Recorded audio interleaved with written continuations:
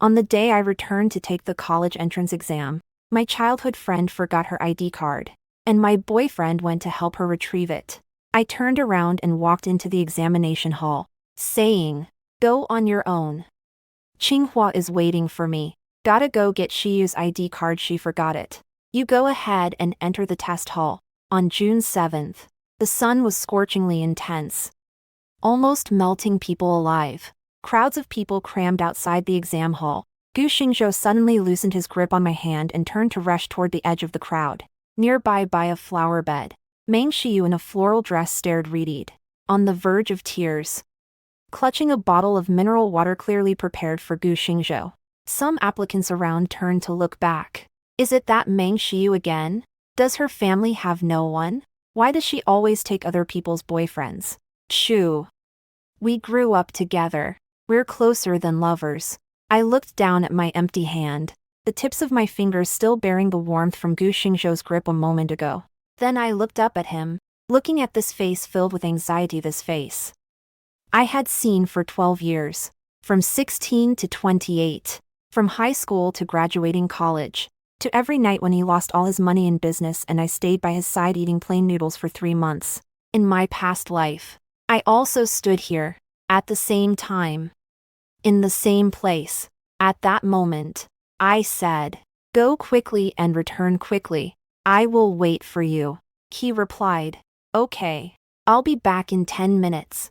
Then I stood under the scorching sun for nearly 50 minutes. I waited until the examination hall was about to close, until the invigilator had come out to urge me 3 times. But only then did he come back, drenched in sweat, clutching Meng Xiyu's ID card in his hand, with the cool towel Meng Xiyu had given him still hanging around his neck, and that year's college entrance exam math. I completely failed to finish the last 2 big questions due to headache from heatstroke. 19 points short of Tsinghua's admission cutoff, Gu Xingzhou was accepted into an ordinary first-tier university in Beijing, while Meng Xiyu got into an art college in the same city through her special talent in dance. I chose to take a gap year and repeat. Later, Gu Xingzhou grew increasingly close to Meng Xiyu during college. Whenever I asked him about it, he'd always say, "She's in poor health. I can't leave her alone." Later, in my second year of studying at Tsinghua, they got together. He called me, his voice filled with regret. "Nianxi, I'm sorry, but Shiryu really needs me. I can't control my feelings." At 28, after working overtime for 4 consecutive days, I collapsed at my desk. The last thing I saw before closing my eyes was a wedding photo Gu Xingzhou had just posted on his moments, him and Meng Xiyu laughing heartily on the beach in Bali. Then I opened my eyes, back to 18 years old, back to this morning that changed everything. The electronic watch on my wrist. June 7th, 2026. 8:41 a.m. 19 minutes remained until the Chinese exam stopped admitting students. Seeing that I wasn't saying anything, Gu Xingzhou got anxious again. "Nianxi, are you even listening? Qiyu's exam site is at No. 4 High School, 6 kilometers from here. If we don't leave now, we'll miss it." Cold sweat beaded on his forehead. I couldn't tell if it was from the heat or from stress. I slowly brought my hand, suspended midair, back down and touched each of my admission card, ID card, pencil, and pen in turn from the transparent document holder. Everything is here, neatly arranged. Su Nianxi. Gu Xingzhou frowned. "What are you spacing out for? Qiyu is still waiting." I looked up at him, looking at this person whom I've loved for 12 years, yet repaid all my youth, all my devotion, and all my dreams with betrayal and indifference. No, he's not quite a man yet, just a 17-year-old boy full of himself. Gu Xingzhou. My voice was so steady it even surprised me, carrying a kind of indescribable lightness. Meng Xiyu's exam venue is at No. 4 Middle School, and her home is in the eastern part of the city. The round trip would take at least 50 minutes even without traffic jams. It's 8:41 now. Admission stops at 9. And the exam officially begins at 9:15. I said slowly, word by word, "You won't be able to make it back." Gu Xingzhou was stunned. He probably didn't expect me to calculate the time. let alone that I'd say it in such a cold, emotionless tone. But she has parents, a mobile phone, can call her family to come pick her up, can ask the traffic police for help, or contact thee to use the emergency passage. I cut him off, my gaze flicking to the figure in the floral dress beside the flower bed. She has 100 ways to handle it. But she chose the one that wastes the most time coming to you. Meng Xiu likely sensed my gaze and stepped a couple of paces toward us, her voice soft and thin, tinged with whining. Brother Xingzhou, if it's too much trouble, then forget it. I can just skip the exam. That won't do. Gu Xingzhou immediately turned his head and shouted at her. You've been practicing for a year. You can't skip the exam. Then he looked at me, his eyes already carrying a faint trace of reproach. Nianxi, what's wrong with you today? Aren't you usually quite considerate toward Xiu? Yes. The previous life Su Nianxi had indeed been quite considerate toward her. Meng Xiu said her health wasn't good enough to run, so I helped her get permission from the PE teacher. She said she couldn't understand English, so I spent every weekend her grammar notes.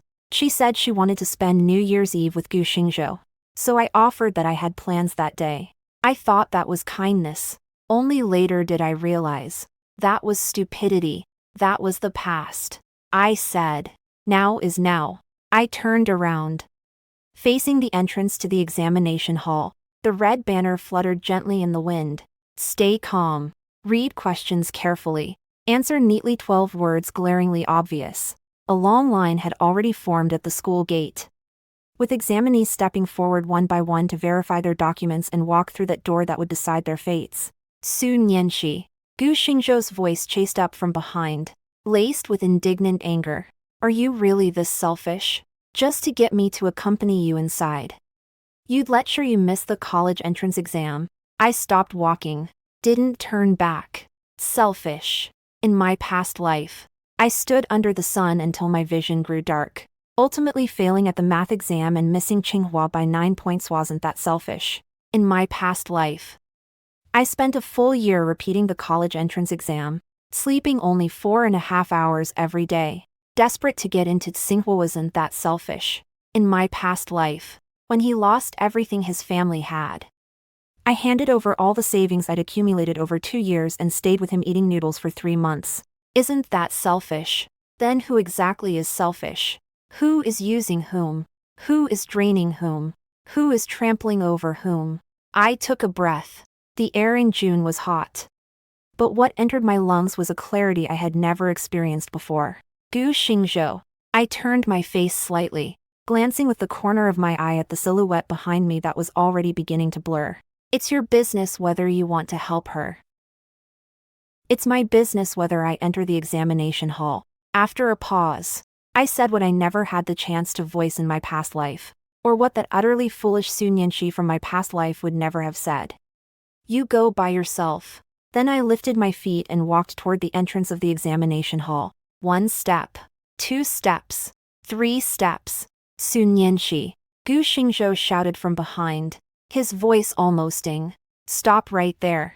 If you dare walk in today, we lol. He didn't finish his sentence, because I turned around, at just a few steps away from the entrance to the examination hall, under the curious or astonished gazes of numerous examinees and parents. I said the final 4 words in a voice clear enough, emotionless, yet loud enough for everyone nearby to hear. Tsinghua, wait for me. It was quiet all around for an instant. Security guards were pulling up caution tape. Teachers were checking credentials. Parents were giving final reminders, and candidates were flipping through their materials. But all of those sounds had become background noise. Only those 4 characters hung clearly in the June breeze. Tsinghua is waiting for me. Not I want to get into Tsinghua. Not I must get into Tsinghua. But Tsinghua is waiting for me. It was as if that highest academic institution, which countless people had desperately strived for without ever reaching, was standing at the other end of time, waiting for her to keep her appointment.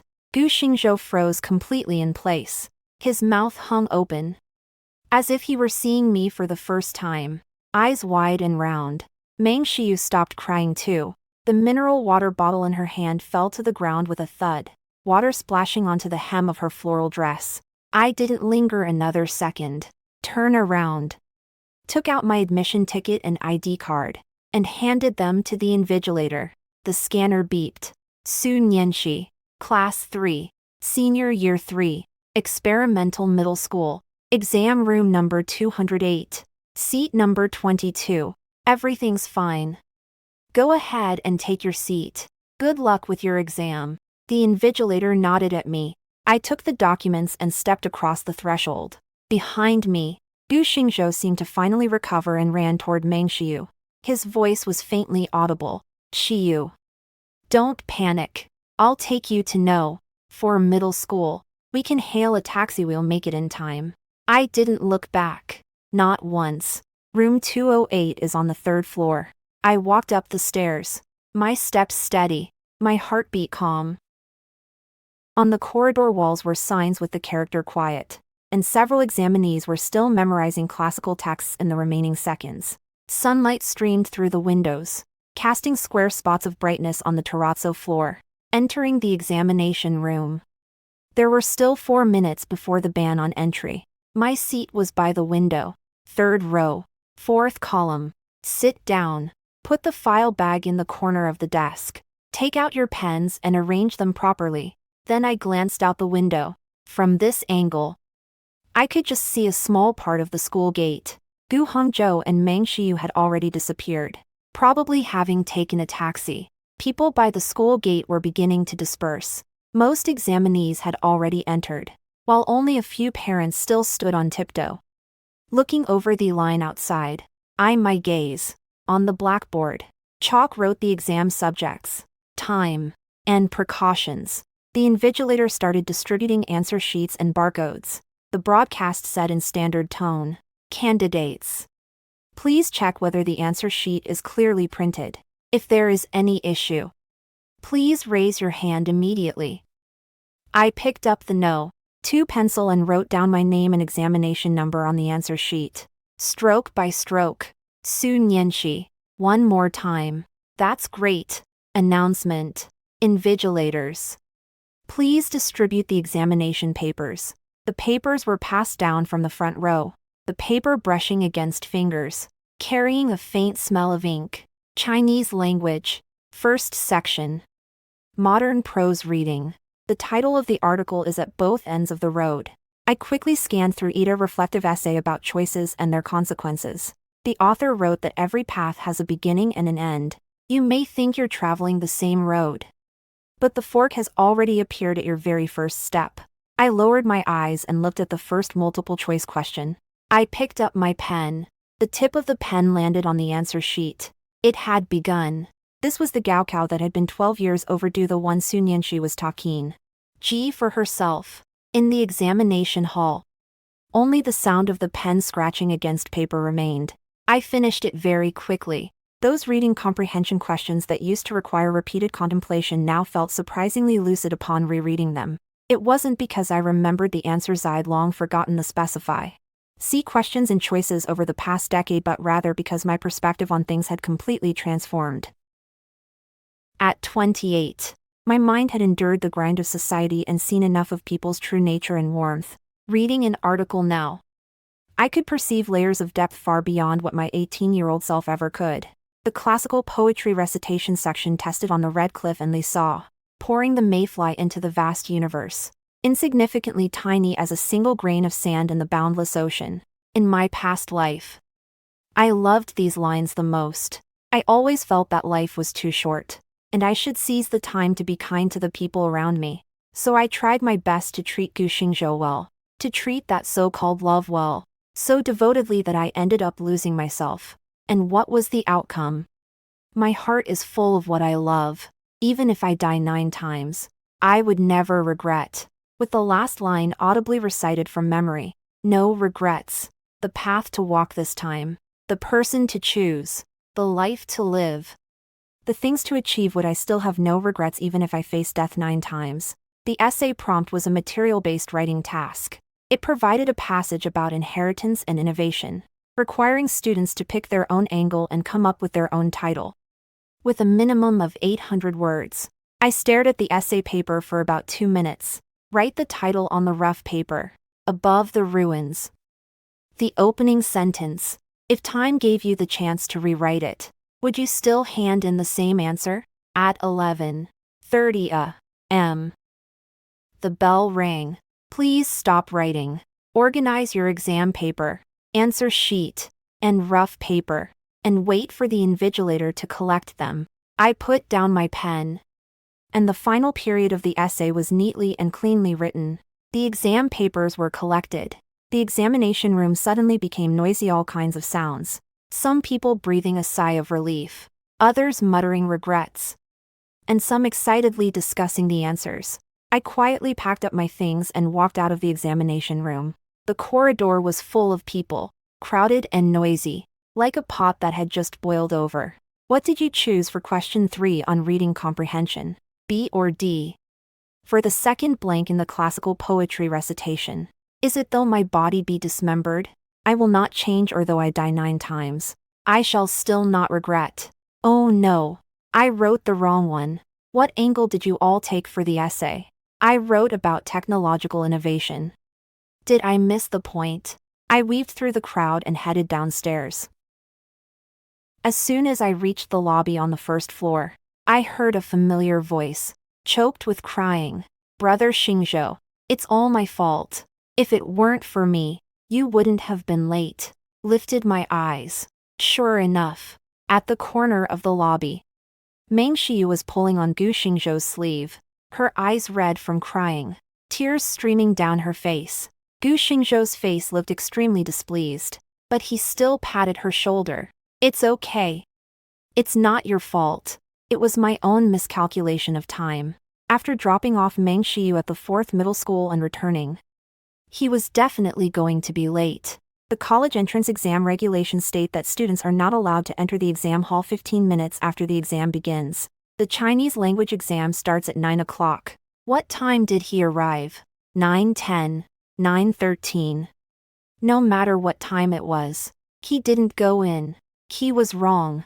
He missed the first subject of the national college entrance exam. Su Nianxi. When Gu Xingzhou saw me, his eyes widened in anger. He shook off Meng Xiyu's hand and rushed over. He grabbed my wrist tightly.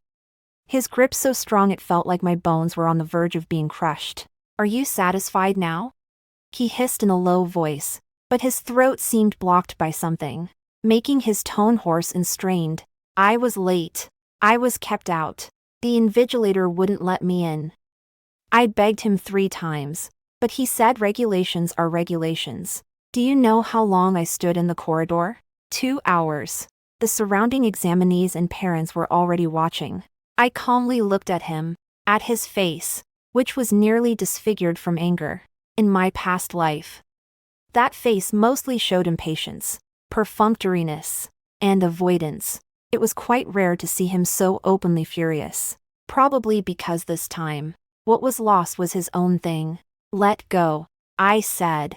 Su Nianxi, I'm talking to you. Gu Xingzhou's voice rose even higher. Do you have any idea how important the college entrance exam is to me? Do you know how much pressure my parents put on me? Do you know that because of your behavior today? Gu Xingzhou. I cut him off. It was your own choice to drop off Meng Xiyu. It was your own miscalculation of time. It was you who was late. I said slowly, word by word. No one forced you to go. No one made you be late. And no one blocked you outside. It's your choice. Your consequences, you carry them yourself. Gu Xingzhou's hands slowly loosened. He looked at me, as if seeing a complete stranger for the first time.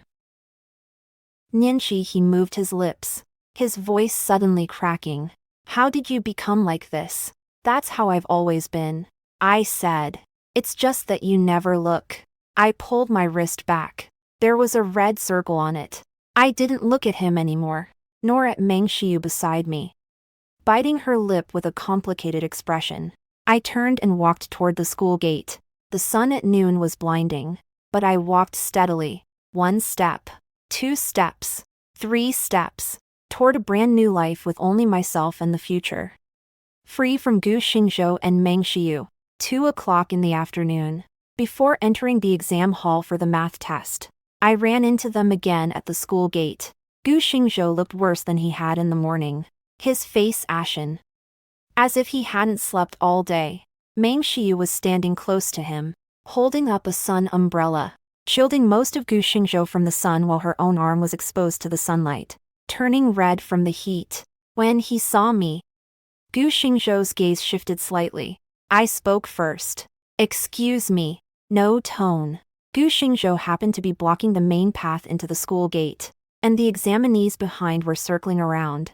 He paused for a moment, then stepped aside. I walked straight over without even glancing at him. Su Nianxi. Meng Xiu called out from behind, her voice tiny like a mosquito's buzz, filled with grievance.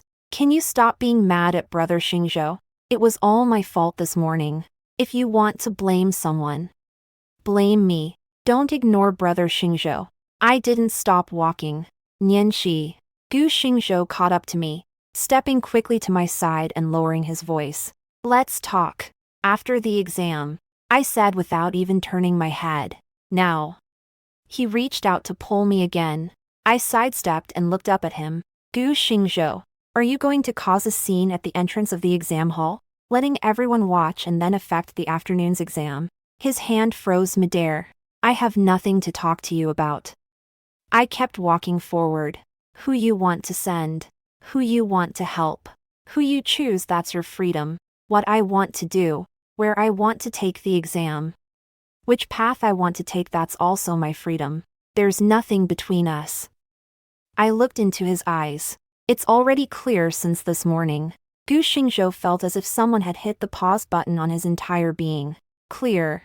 Su Nianxi. Did you say clear? He seemed to have heard a joke, but the smile hadn't even formed before freezing on his face, shifting into a look that was nearly losing control. 10 years of feelings. You say it's wiped clean just like that. All because I didn't accompany you into the venue this morning. Are you really going to be like this? Absolutely. I replied firmly. You. Brother Xingzhou. Meng Xiu ran over, grabbing Gu Xingzhou's arm, her eyes turning red again. Stop arguing. It's all my fault. Sister Nianxi has every right to be angry. Please don't blame her. She turned toward me, bowing deeply. Sister Nianxi, I'm sorry. I really didn't do it on purpose.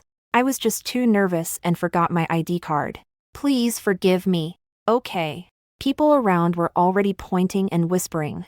Who is this woman? Acting was way too much. The tea scent is so strong. I can smell it from 3 meters away. The girl was quite arrogant, ignoring me completely. If it were me, I'd be cocky too. It's just the college entrance exam. After all. Gu Xingzhou listened to the rumors, his face turning pale and flushed alternately. He shook off Meng Xiu's hand, took a step forward, almost pressing close to me, and whispered in a voice only the two of us could hear. Su Nianxi, you really have to be like this. Fine. I'll tell you, even if I fail the Chinese exam, I'll still get high scores in the afternoon's math, and tomorrow's comprehensive science and English. My dad has already extended his influence. Even if I fall short by a few points, I can still get into a university in Beijing. As for you. He paused. Do you really think you can get into Tsinghua? With your recent mock exam ranking above 60 in the grade, you're still 40 to 50 points short of the Tsinghua cutoff. Dream on. I quietly watched him, looking at his face, which seemed to have I'm better than you written from top to bottom. In my previous life, he used the same attitude to tell me, Nianxi, why not just stay in your hometown and take the civil service exam? Beijing is too stressful. You can't handle it. Then he turned around and left for Beijing hand in hand with Meng Xiu. Done talking? I asked. He choked. Say your piece and step aside. I glanced at my watch. I need to get inside. Su Nianxi, you. One more thing. I cut him off. What road your dad can pave for you, or what school you can get into, none of that concerns me. As for whether I can get into Tsinghua University, I lifted my eyes and glanced at him one last time. Just wait and see. Having said that, she walked past him and entered the examination hall. Behind her were Gu Xingzhou's heavy breathing and Meng Shiyu's intermittent sobs. Those sounds were no longer related to me in any way. Afternoon math exam. Less than 2 minutes after the test papers were handed out, the examination room was filled with gasps, sighs, and the sound of pencils tapping on desks. I flipped through the entire paper from beginning to end. Multiple choice, fill in the blanks, problem solving, functions, sequences, solid geometry, analytic geometry, probability, derivatives. Every problem feels like an old acquaintance dug out from the deepest part of memory. 2026 college entrance exam mathematics paper. In my past life, I suffered from heat stroke and had a headache. I left the last 2 major questions blank and made many mistakes earlier on. After exiting the exam hall and checking answers, I cried for half an hour while crouched in the restroom. That year the math exam was exceptionally difficult, with the provincial average below 88. Yet I only scored 109, which was disastrous for someone aiming for Tsinghua University. Later, during my year of repeating school, I solved this paper no less than 30 times. Every single question, every step, and every pitfall was etched into my mind. When I got into university, I would take out this exam paper every year during the college entrance exam season and solve it again to remind myself not to forget those days. And not to forget that foolish fool who nearly ruined himself because of one person. So, I picked up the pen. Multiple choice. First question. Sets. Choose B. Second question. Complex number operations. Choose A. Down, down, down. 40 minutes. All multiple choice and fill-in-the-blank questions completed. Essay questions. Trigonometry. Solid geometry. Probability and statistics, sequences, analytic geometry, derivatives. The tip of the pen quickly moved across the draft paper, producing a rustling, even sound. Problems that once had me racking my brains are now, upon seeing them again, like exercises I've done countless times before. The answers flow out naturally. 4 o'clock. 1 hour left before the exam ends. I put down my pen. Finished. Reviewed everything from the beginning. For the second part of the final derivative problem, I wrote 2 solutions, one conventional, one concise. Both are written on the answer sheet. Not showing off. Just a habit. During my year of repeating studies, my math teacher once said, "You only truly master a problem when you can solve it in 2 different ways." Later at the Tsinghua Mathematical Institute, this was the most basic requirement. At the moment I set down my pen, a strange sense of peace rose from deep within my heart, as though I had traveled a very long way and had finally reached a spot where I was supposed to be. Outside the window, several sparrows landed on the trees beside the playground. Their calls sharp and crisp. In the distance, the walls of the teaching building were tinged orange by the slanting western sun. The bell rang. Papers were handed in. I walked out of the exam room. This time, I didn't look for Gu Xingzhou in the crowd. No need. But just after descending the stairs, I bumped into him and Meng Shiyu at the corner. Gu Xingzhou's face was 2 shades paler than when he had entered that afternoon. He was clutching the file folder tightly in his hand, his 10 fingers all turning white from digging in so hard. Meng Shiyu quietly muttered something beside him, but he didn't react, just kept staring at me. Su Nianxi, he finally spoke, his voice exceptionally hoarse. How did the math test go? I didn't stop walking, tossing over my shoulder. Not bad. What do you mean not bad? He caught up and stood in front of me. Did you manage to solve the last 2 major questions? I looked up. Is that any of your business? Gu Xingzhou was taken aback for a moment. Then, as if provoked by something, his voice suddenly rose. I just want to know. Didn't you say Tsinghua is waiting for you this morning? Aren't you supposed to be brilliant? Let's see how many points you can score. Brother Xingzhou. Meng Shiyu tugged at the corner of his clothes and glanced at me timidly. Please don't be like this. Sister Nianxi might not have done well on the exam. She's in a bad mood. Please don't push her. On the surface, these words sounded like an attempt to mediate, But in reality, they were fanning the flames. Sure enough, Gu Xingzhou let out a sneer. In a bad mood. What's there to be upset about? She took the Chinese exam and the math exam. But me, how about me? I stood in the hallway for 2 hours this morning. The more he spoke, the more emotional he became. Su Nianxi, are you happy now? Are you satisfied seeing me? Seeing me fail my exam. Another examinee turned to look. Gu Xingzhou, what? You chose to skip the Chinese exam yourself. Whether you did well in math or not is also your own business. I don't care. And there's no need for me to care. As for whether I did well or not. I smiled slightly, very faintly, very lightly. Wait until the results are out. Then you'll see for yourself. I sidestepped him and walked toward the school gate. Su Nianxi. He shouted from behind. Don't you dare get cocky. Even if I get 0 in Chinese, I can still get into an undergraduate program. My dad has already arranged everything. And you, do you really think you can get into Tsinghua? Dream on.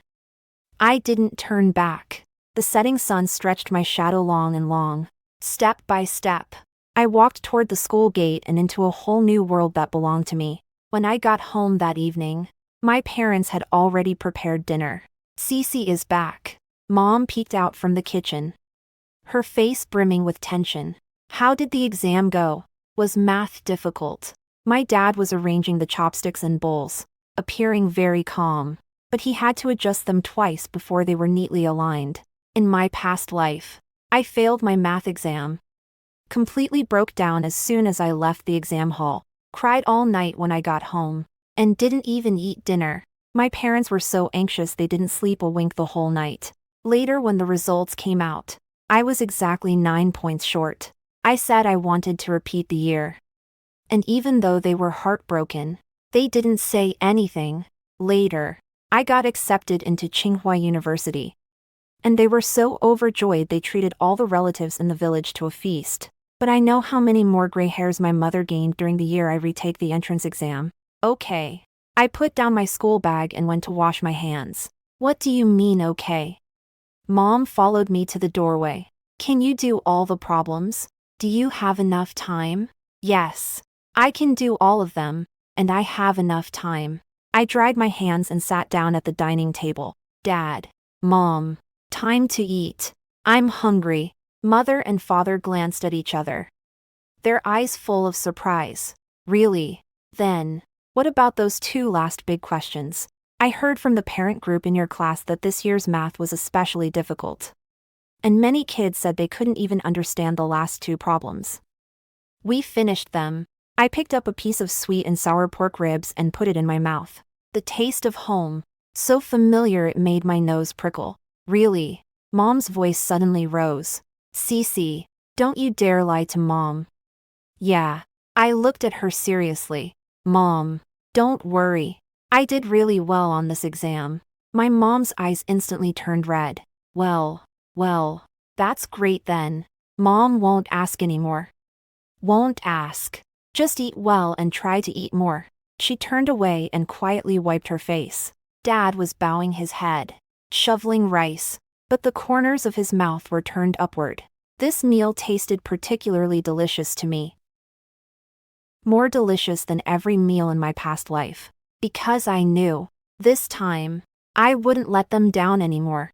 I won't let myself down anymore. Back to the room after dinner. There were still stacks of review materials piled on the desk. And photos of Tsinghua Garden cut out from magazines were posted on the wall. The second gate, the lotus pond, and the great hall. I sat down and turned on the desk lamp. Digging from the deepest part of the drawer, I pulled out a thick notebook, dark blue cover, edges already curled. This is my former life's diary. From 16 to 28, 12 years. Not a single day missed. I opened the first page. The date was September 1st, 2024. The first day of senior high. The first sentence was, "Today Gu Xingzhou gave me a pen," saying it was a back-to-school gift. Meng Xiu saw it, ran over and said, "So beautiful, brother Xingzhou. Can you get me one too?" Gu Xingzhou then went and bought another one for her. I didn't say anything. I stared at those words for a long time, then turned to the last page. The date was November 14th, 2036. The very day I fell. The final sentence said, "I'm so tired." Gu Xingzhou got married to Meng Xiu. The bride is very beautiful. I suppose I should rest too. I closed my diary. Starting today, every page of this diary should be rewritten. I took out a new pen and flipped to the back of the last page. Right. June 7th, 2026. The first day of the National College Entrance Exam. Chinese and Mathematics. I told Gu Hongzhou we're even. Tsinghua. Wait for me. Put down the pen. Turn off the light. There are 2 more exams tomorrow. I woke up right on time at 6 the next morning. It was already light outside, and sunlight squeezed through the cracks of the curtains, shining onto the photo of Tsinghua Garden stuck on the wall. After getting washed and going downstairs, I found that my mom had already cooked porridge and steamed some buns. Today you have science comprehensive and English. Don't be nervous, Mom said as she placed the porridge in front of me, while telling me not to stress. Her hands were still rubbing nervously on her apron. Dad was crouching by the door smoking a cigarette. When he saw me come out, he quickly crushed the cigarette. "Daughter, should I give you a ride?" "No need. It's only a 10-minute bike ride." I drank 2 bowls of porridge, ate 1.5 buns, and left the house carrying a document bag. June 8th's air felt more humid than yesterday. The cloud layers hung low, as if it were about to rain. Riding to the school gate. The time was 8:25. There were still 35 minutes before the science subject's exam entry deadline. From far away, I saw Gu Xingzhou. He was standing under the trees beside the road on the right side of the school gate, with no Meng Xiu by his side. That was unexpected. I locked my bike and walked toward the school gate carrying my file bag.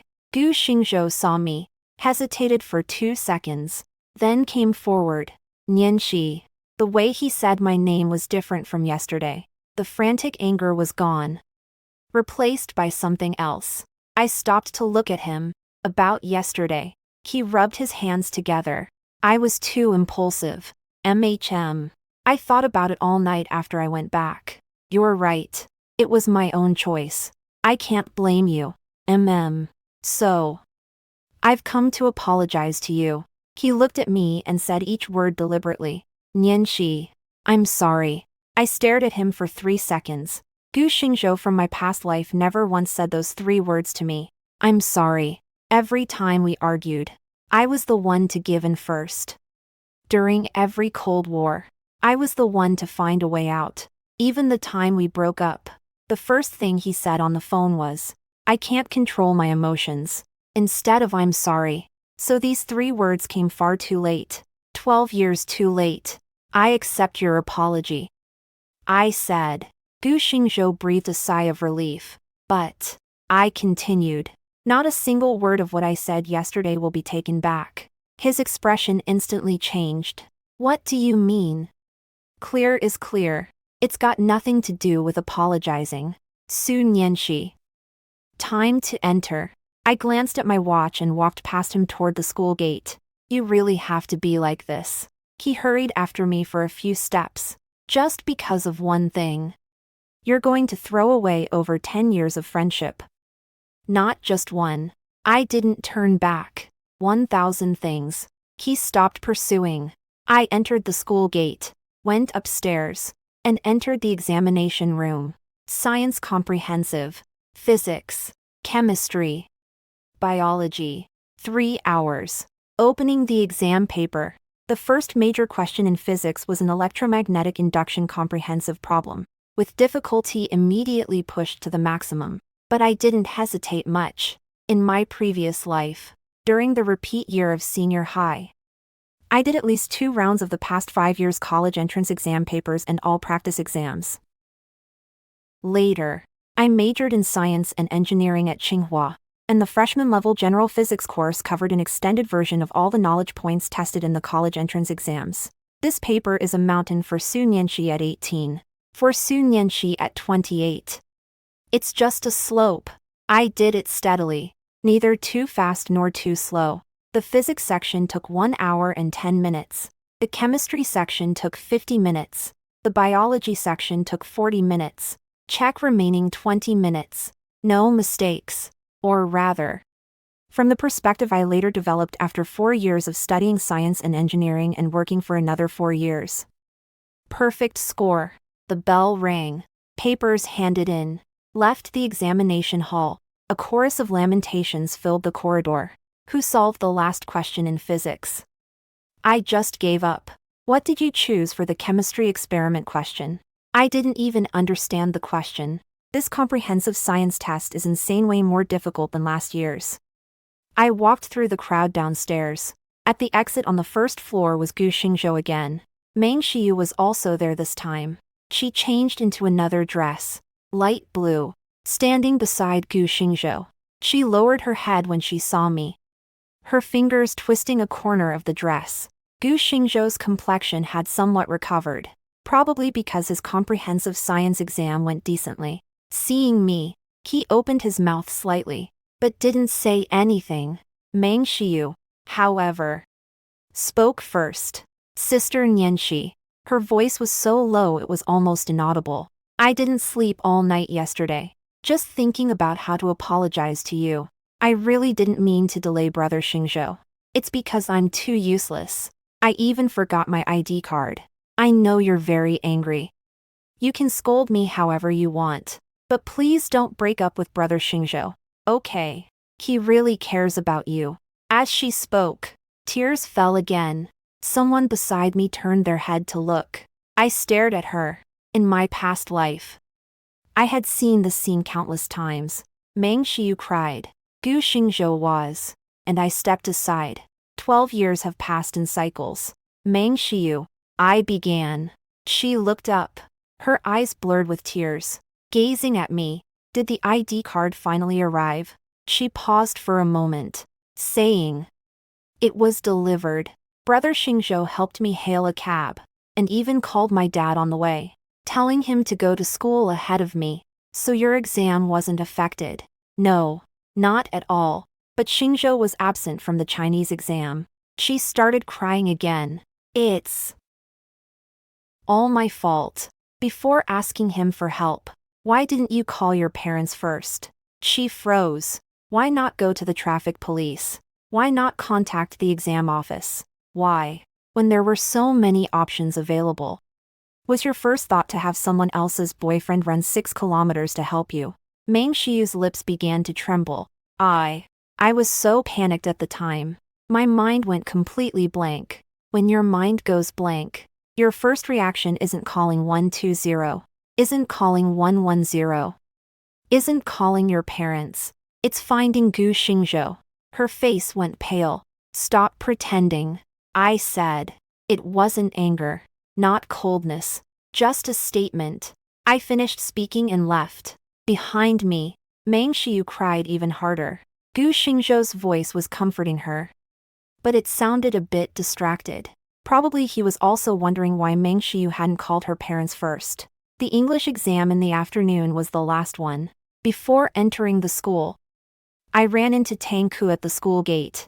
Tang Ku is my desk mate and the only friend from my past life who has kept in touch with me from high school all the way through college. Today she was wearing a high ponytail and carrying an English vocabulary book. Seeing me, she rushed over and put her arm around my shoulder. Nianxi, I heard. You broke up with Gu Xingzhou. Yeah, really. She widened her eyes. When did this happen? Yesterday. Because of that Meng Xiyu incident. Not entirely. Tang Ku let go of me and looked me over from head to toe. You seem perfectly normal. I am perfectly normal. I mean, Tang Ku scratched his head. You're not usually the type to. Never mind. Anyway, it's best that you broke up with him. I never liked that guy anyway. Whenever Meng Xiyu cries, he becomes a mess. Totally ignoring you right beside him. I smiled slightly. You've got some taste now. Tang Ku punched me lightly. All right. No more talking. Let's go in for the exam.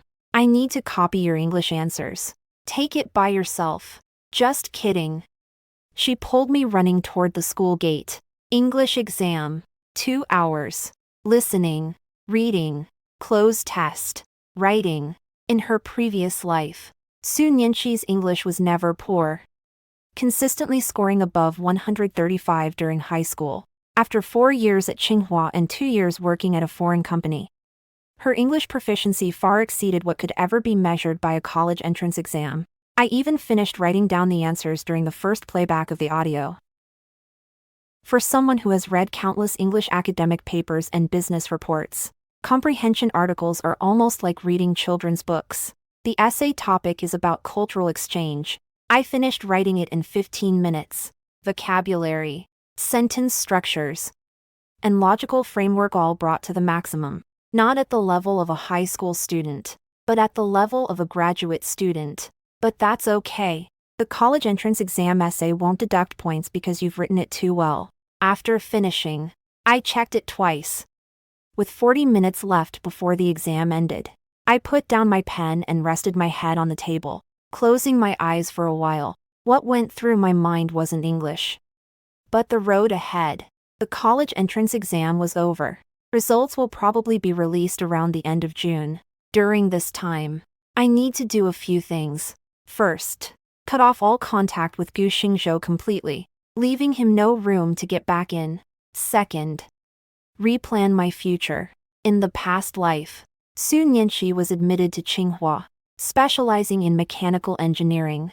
It wasn't a bad choice, but she had followed Gu Xingzhou's advice when choosing her major. Girls should study engineering. It's stable and great for future jobs. This time, I'm going to choose what I really want to learn. Third, the electronic watch on my wrist vibrated. The bell rang. Exam ended. Please stop writing immediately. I arranged my test paper and answer sheet, waited for the invigilator to collect them, then stood up. The moment I walked out of the examination room, the corridor was already filled with celebration. Exam is over. Freedom. Goodbye, Gaokao. Some people laughed. Some cried. Some ran down the hallway, only stopping when a teacher called out to them. Tanka rushed out of the next exam room and collided into my arms. Nianqi, it's over. Let's go. I'll treat you to ice cream. I stumbled back a step from the collision and couldn't help but laugh. Let's go. When we left the school gate, Gu Xingzhou was standing there, leaning against a roadside tree with his hands in his pockets. He saw Tangku and me coming out together and his gaze paused on my face for 2 seconds. Nianqi. Let's go. Let's go. Tangku grabbed my arm and started running, turning back to make a funny face at Gu Xingzhou. Gu Xingzhou, go away. My best friend doesn't want to talk to you. I was dragged running by her. The June evening breeze blew into my collar, carrying a hint of grass and soil, running for over 10 meters. I glanced back. Gu Xingzhou was still standing under the tree, not chasing after me, but next to him. Someone had appeared out of nowhere. Meng Xiu. She stood beside him and offered a bottle of water. Gu Xingzhou took it. I withdrew my gaze and stopped looking. Tangku took me to the milk tea shop across from school and ordered 2 iced ones. Speak up. She held the cup with both hands, her chin resting on the straw. Why did you suddenly break up? It wasn't sudden. I stirred my milk tea. We should have split long ago. Because of Meng Xiu. Because of many things. Have you finally seen it clearly? Tangku exaggeratedly leaned back. I've been waiting for this sentence for 3 years. Nianqi, you used to be just too good. Letting him get his way in everything. Agreeing with him in everything. Even being fooled by Meng Xiu's act in front of you. I won't do that anymore. Tangku looked at me, her expression slowly changing. You're different from before. Where is the difference? Not sure. It just feels like you've suddenly grown up so much overnight. 1 night. 12 years. Maybe. I took a sip of milk tea. Cold. Sweet. The taste of being alive. That night after the exam, Mom cooked a whole table of dishes. Braised fish. Cola chicken wings. Garlic shrimp. Sauerkraut with vermicelli. And tomato egg soup. All are my favorite dishes. Once the exams are over, relax. Do whatever you want these days. Mom piled food into my bowl. In a few days, Mom will take you to buy some new clothes. Okay. Dad opened a bottle of beer beside him and poured one for himself. Daughter, I just want to ask you one thing. Do you have confidence? I looked at him. At this moment in my past life, I kept my head down and stayed silent. Because I wasn't sure. Yes. This time, I answered without hesitation. Dad paused for a moment, then smiled. He raised his wine glass and tapped it against his own. Great. It's good to have confidence. He downed half a cup in one gulp. I looked at him grimacing from the alcohol's bite, and suddenly felt a lump in my throat. My dad from my past life developed stomach problems from exhaustion during the year I was repeating school. Later, he underwent a minor surgery, and my mom alone kept vigil at the hospital for 3 days and nights without daring to tell me, who was busy preparing for my exams. That's when I found out during my second year. This time, I won't let them worry about me anymore. Won't let them bear the things that shouldn't have been theirs. After dinner, I helped my mom wash the dishes. Then went back to my room. There were 7 missed calls on my phone. 3 from Gu Xingzhou, 2 from Meng Xiu, 2 unknown numbers. I blocked the numbers from both Gu Xingzhou and Meng Xiu. Then I called back those 2 unfamiliar numbers. The first one was our homeroom teacher. Nianxi. How did you do on the exam? Your mom told me you felt pretty good. Not bad. Teacher. That's good. That's good. By the way, think about your volunteer application for now. We'll talk again once the results come out. Are you still aiming for Tsinghua? Yes. Okay. If you need any help, feel free to call me anytime. Hung up. Second number. No one answered. I checked the call log. This number came in around 4 p.m. Don't know who. Ignored it. I opened my diary and wrote on a new page. June 8th, 2026. The second day of the college entrance exam. Science comprehensive and English. Done everything. No regrets. Blocked Gu Xingzhou and Meng Xiu. Starting today. A new diary. A new life. Put down the pen. The moonlight outside the window was very bright, shining on the photo of Tsinghua Garden pasted on the desk, and the outline of the second academy gate was particularly clear in the moonlight. Wait for me. The third day after the college entrance exam ended. At 8 in the morning. I was still asleep when Mom suddenly pushed open my door. Cece, wake up. Gu Xingzhou's mom is here. I instantly woke up. What's she here for? I don't know. She said she wanted to talk to you, and insisted pretty strongly. Your dad has her sitting in the living room. Looking furious, I got dressed and went downstairs. In the living room, Gu Hongzhou's mother, Lu Meifong, was sitting on the sofa, her tea untouched. She had curled hair, and was wearing a skirt suit, carrying a designer handbag. Sitting upright with her chin slightly lifted. I was all too familiar with this woman in my past life. On the surface, she was courteous, but deep down, she looked down on my family. My dad ran an auto repair shop, and my mom worked as a cashier at a supermarket. The Gu Xingzhou family owned 2 building material stores, making them relatively wealthy in our neighborhood. Whenever I visited Gu Xingzhou's place, Lu Meifong would casually say, Nianxi, is your mom working early or late shift today? That must be really tough. Her sense of superiority was impossible to hide in her tone. But she still needs me. Because I perform well academically, I can help Gu Xingzhou study. So she looked down on my background while silently allowing me to be with her son.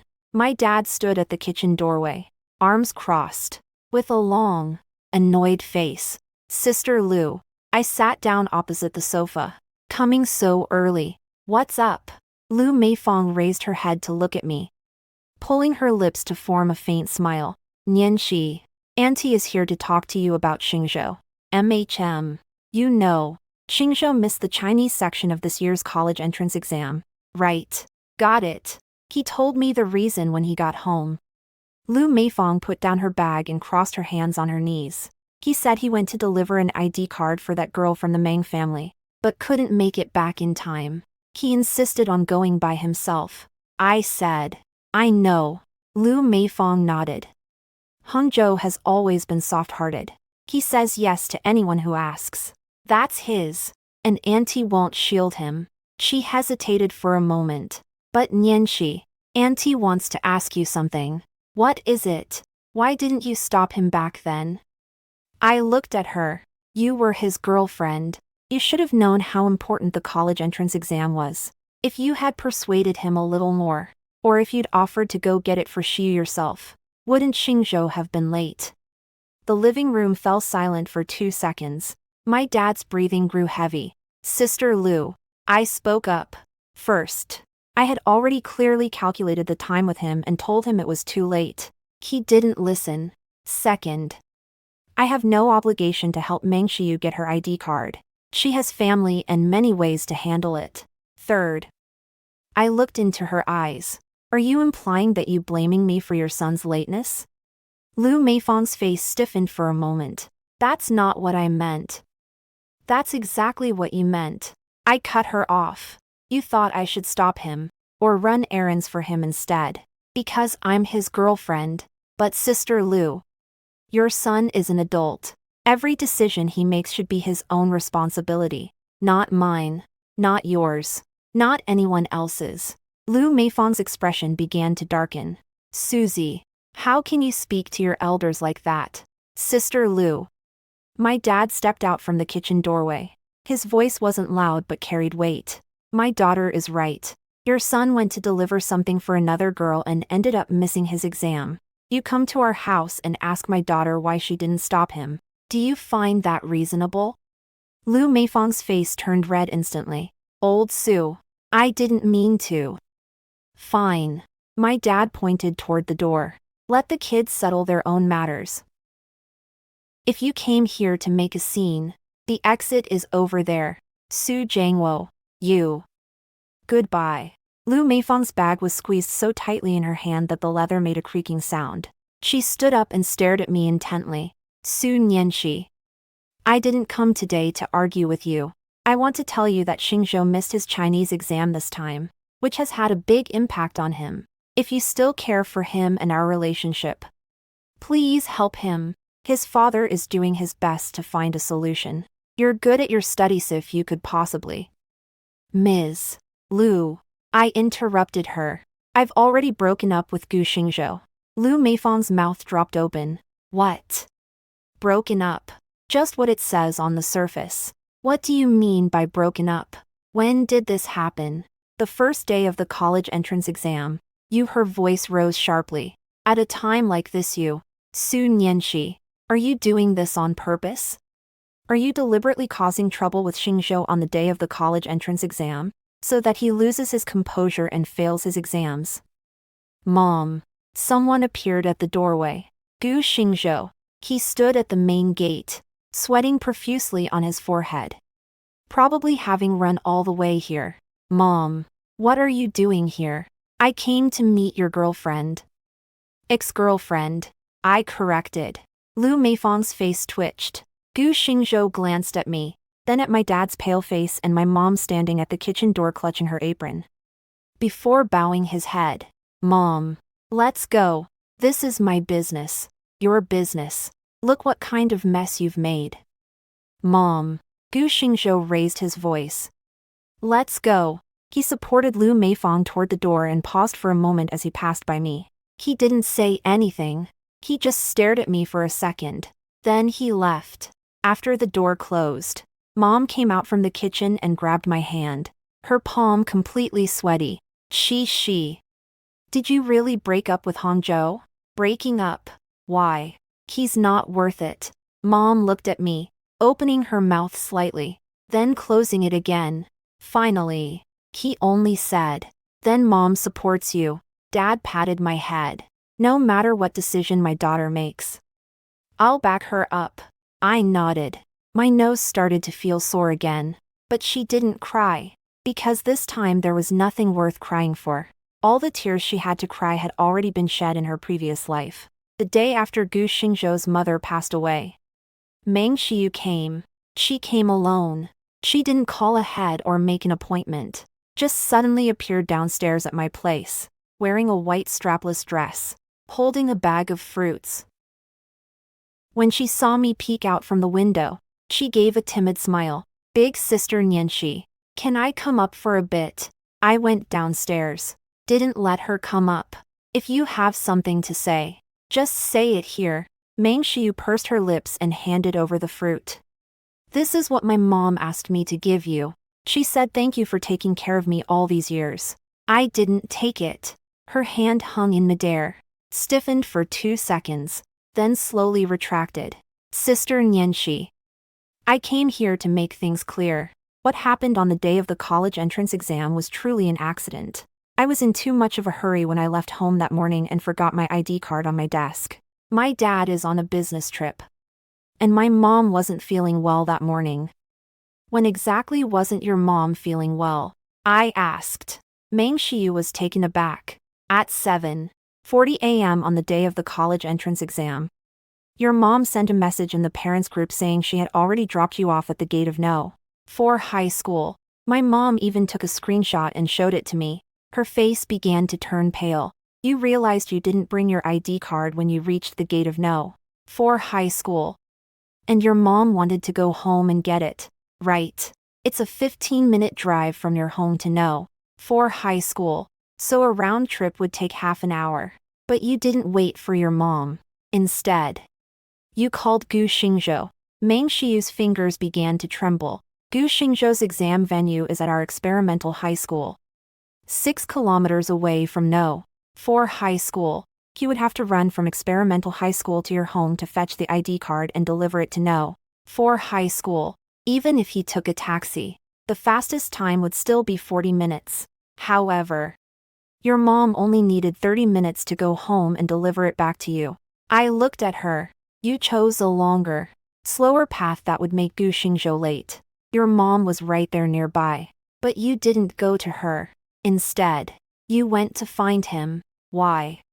Meng Xiu's lips were trembling. I panicked at the time. I didn't think that much. You've thought it through. I said. Mei Xiu, you've thought of everything. You know Gu Xingzhou is soft-hearted. You know he'll definitely come. And you also know that if he comes, he'll definitely be late. You just want him to miss the exam. Her face had lost all color. No, that's not it, Sister Nianxi. Please don't think of me like this. What I think of you doesn't matter. I took a step back. But I want to tell you one thing. I looked at her. From now on, no matter what methods, what means, what tears, what lines you use, it has nothing to do with me anymore. If you want to perform, find another audience. Turned around and went upstairs. A stifled cry from Meng Xiu sounded from behind. But this time, I couldn't tell whether it was real crying or pretending. There's no need to differentiate either. The days after the college entrance exam passed quickly. I keep a very regular schedule every day. Wake up early for a run, go home to eat, and then spend a lot of time doing 2 things. Firstly, organizing the memories from my past life. 12 years of life experience is no small amount. I wrote down all the important information I could remember into a new notebook. What major events happened each year, which industries later rose to prominence, and which companies eventually went public. This isn't about taking shortcuts. It's about enabling myself to move forward more steadily and accurately. Second, research college application strategies. In my previous life, I followed Gu Xingzhou's advice and chose mechanical engineering, only to later realize that what I was truly interested in was finance and data analysis. After getting a job, I spent a tremendous amount of time teaching myself to switch careers, taking many detours along the way. This time, I'm going to choose correctly right away. The School of Economics and Management at Tsinghua University is my first choice. Tongka almost came to see me every day. Nianxi, do you want to go watch a movie? Nianxi, a new hot pot restaurant just opened. Want to go? Nianxi, what on earth are you writing about? You stay locked at home every day like an old pedant. I was dragged out by her several times. We had hot pot. watched movies, and even went to an amusement park. The things one should have at 18. I also got to experience. It was really great. In my previous life at 18, I was busy crying, busy blaming myself, and busy calculating that 9-point gap in my heart over and over again. Didn't have time to live it properly. Days slipped away one after another, and before we knew it, it was the end of June, the day of results announcement, June 25th, 2 o'clock in the afternoon. I'm sitting in front of my desk, with my phone and notebook laid out. Mom is pacing back and forth in the living room, while Dad sits on the sofa shaking his leg. Tangke has been hanging around my house since morning, crouching by my chair and gnawing on his nails. What time will it leave? 2:30. There's still. She glanced at her phone. 18 minutes. I flipped open my notebook and wrote a set of numbers on it. Chinese. Estimated score 138,142. Mathematics. Estimated score 148,150. Comprehensive science. Estimated score 290,295. English. Estimated score 143,148. Estimated total score 719,735. Without any unexpected events, the lowest science admission score of Tsinghua University in our province in the past 5 years was 697. 14 minutes. 10 minutes. 5 minutes. Tangke had already stood up, hands clasped above his head. God bless. Bless. Bless. 2:30. The query channel is open. I entered the admission ticket number and ID number. Clicked query. The page spun for 3 seconds. Then, a set of numbers popped up. Chinese, 141. Mathematics, 150. Science comprehensive, 293. 146. Total score, 730. I stared at the screen. How much? How much? Tangke rushed over, saw the number on the screen, and froze completely. 730. Her voice was so shrill it could pierce through walls. Su Nianxi, you scored 730. Mom rushed in from the living room, and Dad followed in right after her. How much? 730. 730 points. Tangke grabbed my arm and shook it. Perfect score in math. Science comprehensive 293. Chinese 141. English 146. 730 points. Seeing the numbers on the screen, Mom's legs went weak and she almost couldn't stand, clutching the doorframe while gasping for breath. Dad's eyes instantly turned red. He didn't speak, turned around, and wiped his face forcefully with the back of his hand. This score Tangke had already opened her phone to check. Nianxi. The cutoff line for the top rank in science of the whole province hasn't been announced yet, but last year's top scorer got 722. Yours is 730. She suddenly looked up at me. You're not going to be the provincial top scorer this year, are you? I stared at the numbers on the screen. 730. In my past life, I scored 654 on my first Gaokao and 711 the year I repeated. This time, 730. Perfect score in math. Nianxi. Tang Yong forced my shoulders. Why aren't you speaking? Aren't you happy? I am happy. Of course I am happy. But within this happiness, there are some indescribable things mixed in. Not a regret from a past life. It is a down-to-earth, weighty sense of reassurance, like your feet firmly planted on solid ground. I'm happy, I said. Then I smiled. This laugh was different from the cold smile I had given Gu Xingzhou before. It was genuine, rising up from the depths of my heart. Mom was already crying, laughing and crying at the same time. My daughter has made it. My daughter really made it. Dad turned his head and slapped me hard on the shoulder, the force making me stagger forward for a step. Well done. Just 3 words. But I could hear his voice trembling. My phone started ringing. It's the homeroom teacher. Nianxi. 730. Are you sure you read it right? No mistake. Teacher. Oh my gosh, I just checked the system. You're the top scorer in science across the province. The provincial top ranker. Nianxi. You're the provincial top ranker. The homeroom teacher's voice was almost breaking through the phone speaker. I'm reporting this to the school right away. Wait there. The school administration will definitely come to your house today. After hanging up, another call came in. Unknown number. Hello. Is this Su Nianxi? I'm a journalist from the education channel of the provincial TV station. Another one. Hello. Su Nianxi. I'm from the admissions office of Tsinghua University. One phone call after another. Text messages started flooding in. Nianxi. You're the top scholar. Classmates group. Wow. Nianxi is awesome. Another classmates group. Baby. Congratulations. A junior high school classmate whose name I can't quite recall. Mom received 3 phone calls from relatives, each one bringing her to tears. Dad called grandma, who also cried on the other end of the line. The whole family was in an uproar. The whole house was buzzing with excitement. Tanka found out her scores. 618 points. Over 20 points higher than her estimation.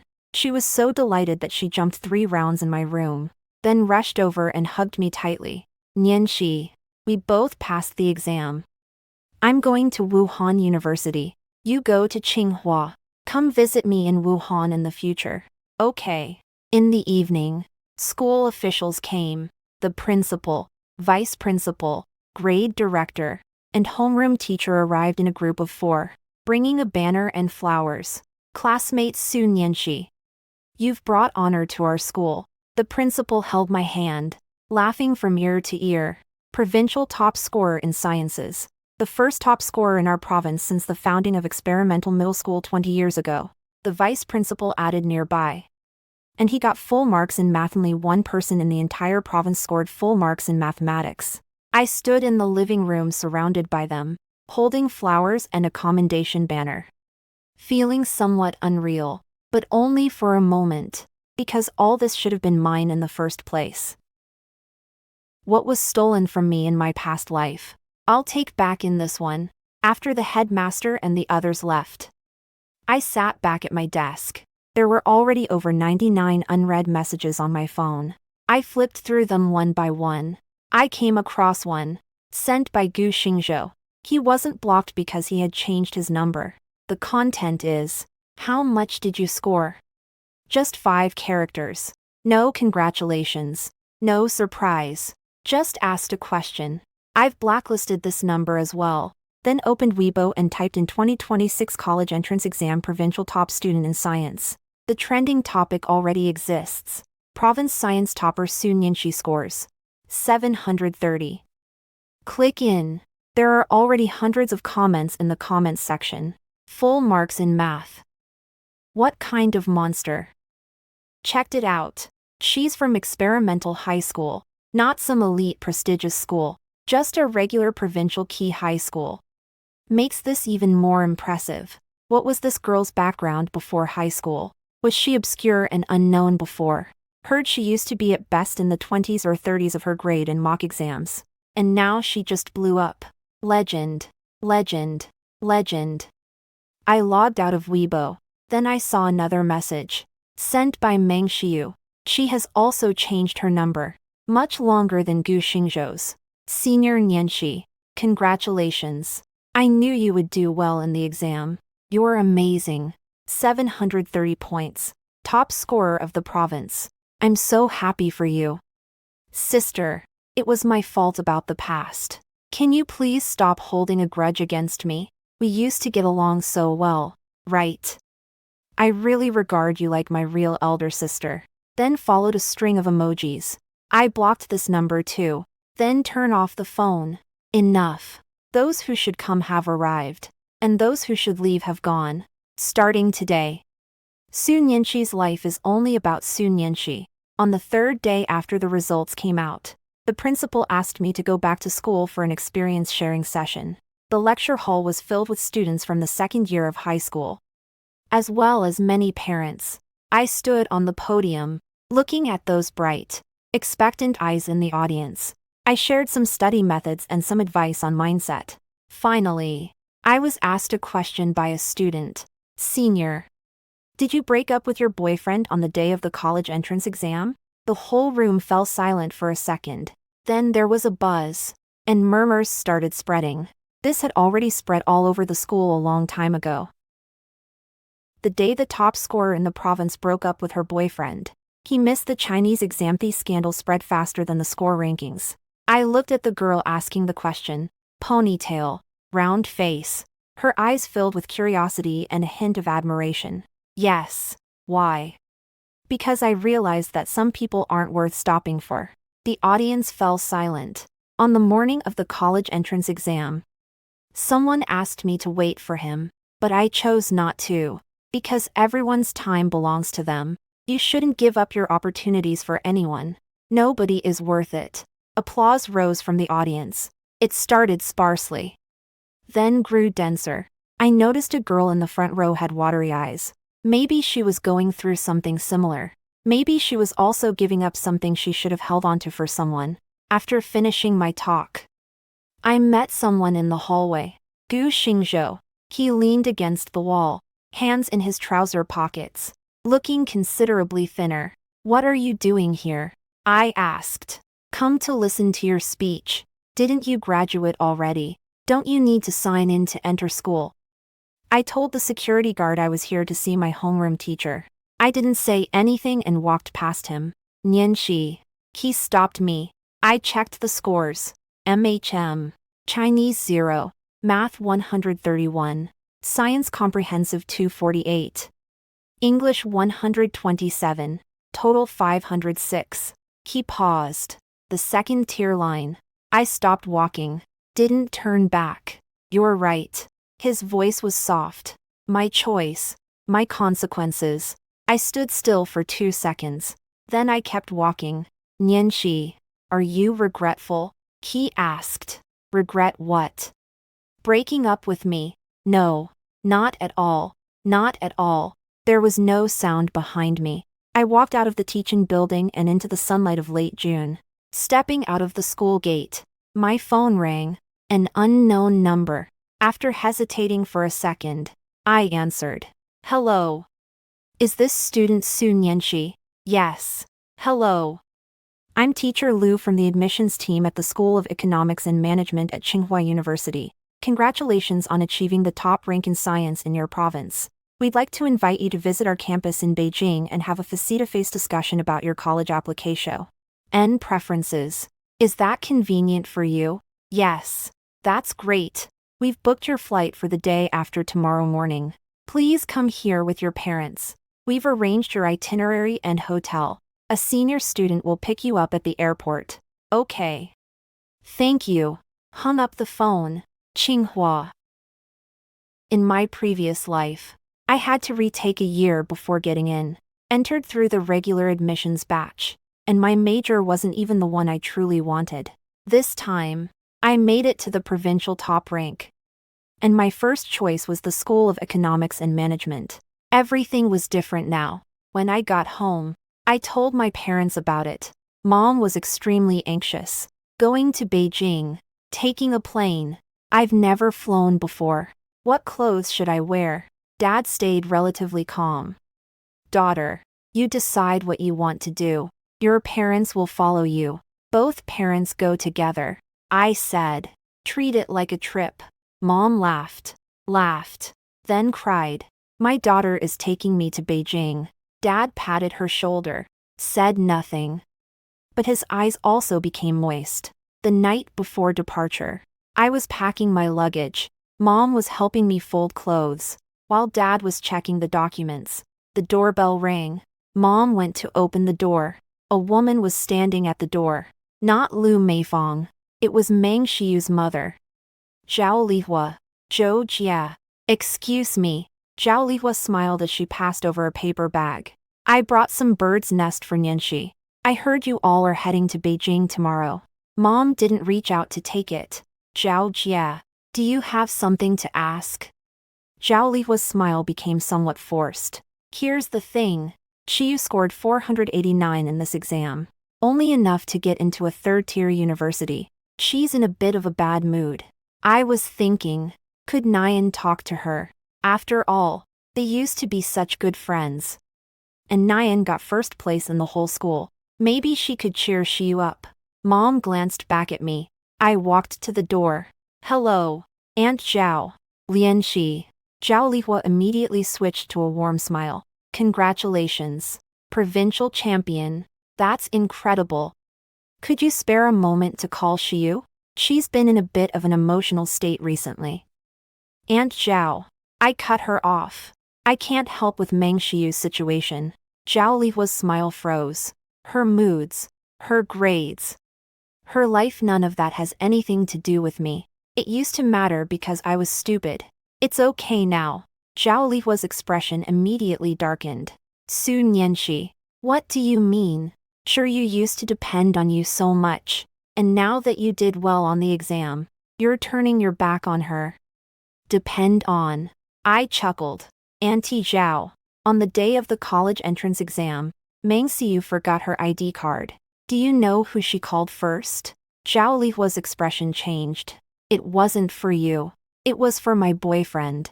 And you were right next to her at that time. Zhao Lihua began to feel embarrassed. That's because Shiyu panicked. Aunt Zhao, when your daughter panics, the first person she thinks of isn't her own mother. Don't you think this matters more than how many points she got on the exam? Zhao Lihua opened her mouth but said nothing. Mom was trying hard to hold back laughter beside me, but couldn't help twitching. You take the bird's nest back. I said. Good night. Door closes. Mom stared at me, trying to say something for quite a while, then finally said. When did you get so sharp-tongued, you little rascal? Inherited. Mom glared at me for a moment, then laughed. The next morning, the three of us boarded a plane to Beijing. Mom was sitting by the window, her nose pressed against the glass, peeking out. Excited like a child, Dad pretended to be calm, flipping through a magazine beside her, but didn't even notice that the magazine was upside down. I sat between them. Eyes closed. I replayed scenes from my past life in my mind. The first time I came to Beijing in my previous life was after I got into Tsinghua University following a year of repeating school, and I took the train all the way by myself. Hard seat. 14 hours. Back then Dad said, Daughter, once you graduate and earn money, take Mom and Dad on a flight. I said yes, but until the day I collapsed at 28. That promise remained unfulfilled, because I was too busy with work. Because all the money I saved was given to Gu Xingzhou. Because I always thought there would be plenty of chances in the future. Later I realized. Later is the biggest lie in the world. Dad. You're holding the magazine upside down. Dad looked down and his ears turned red.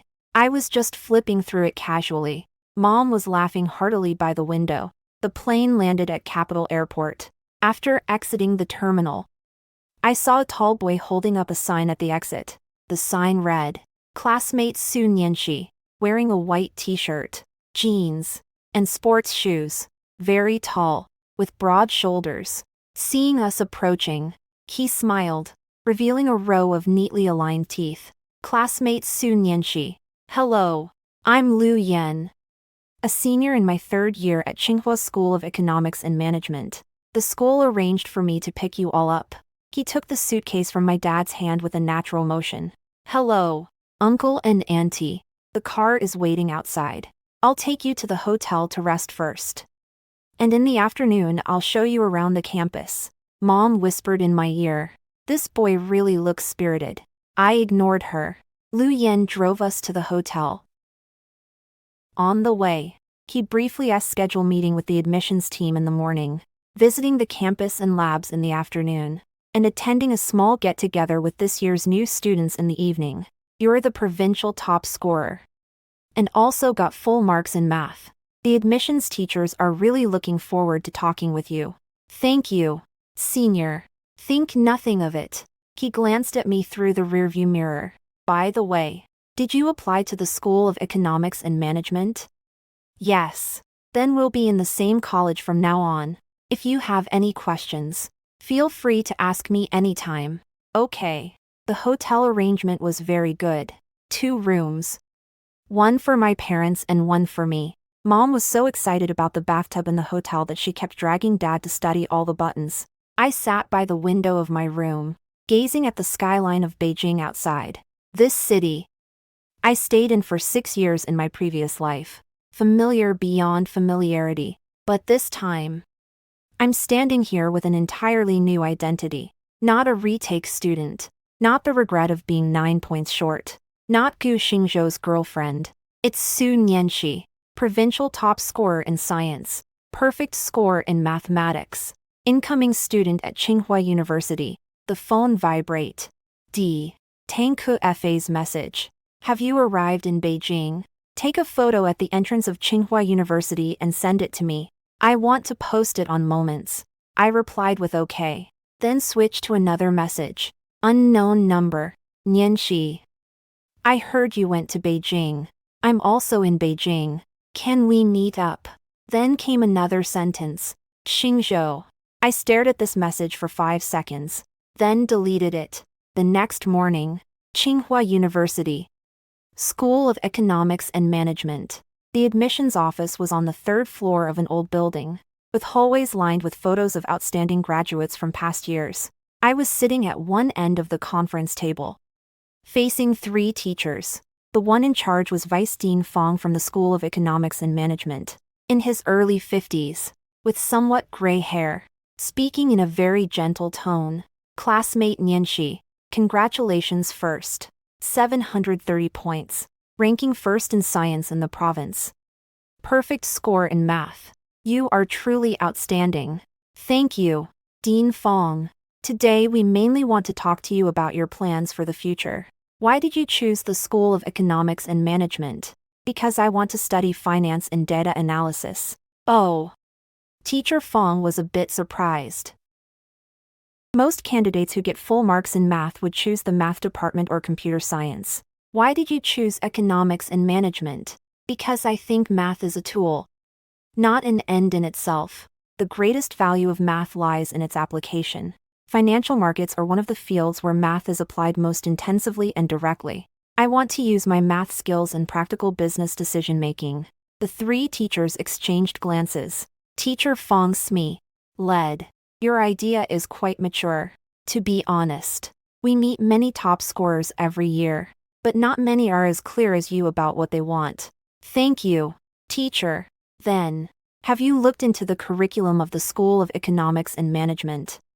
Got it. Undergraduate studies focus on fundamental theories and quantitative analysis. And in junior year you can choose either financial engineering or business analytics. Teacher Fong nodded.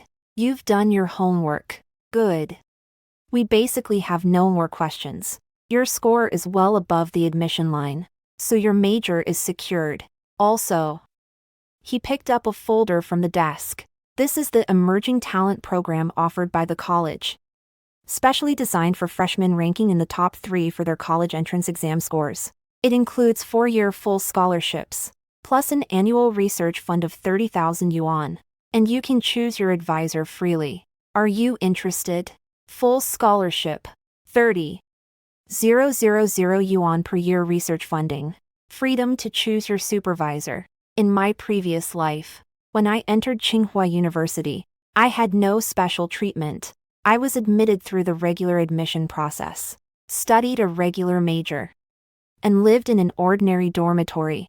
My parents saved every yuan to pay my tuition every semester. Yes, I said.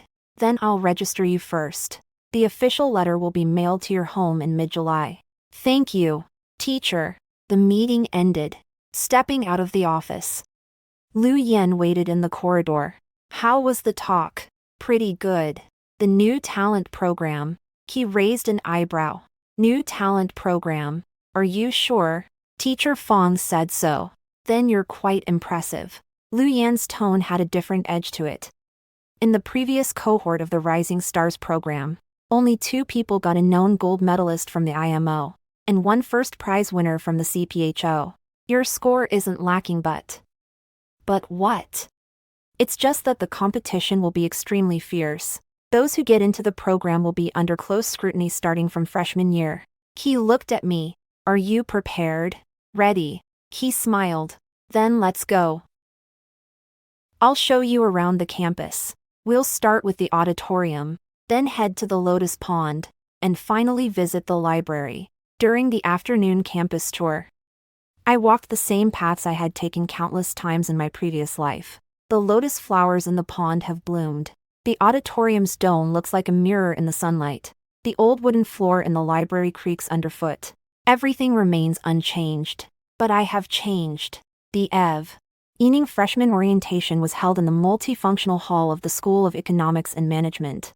About 20 or so freshmen admitted this year showed up. Top students from various provinces.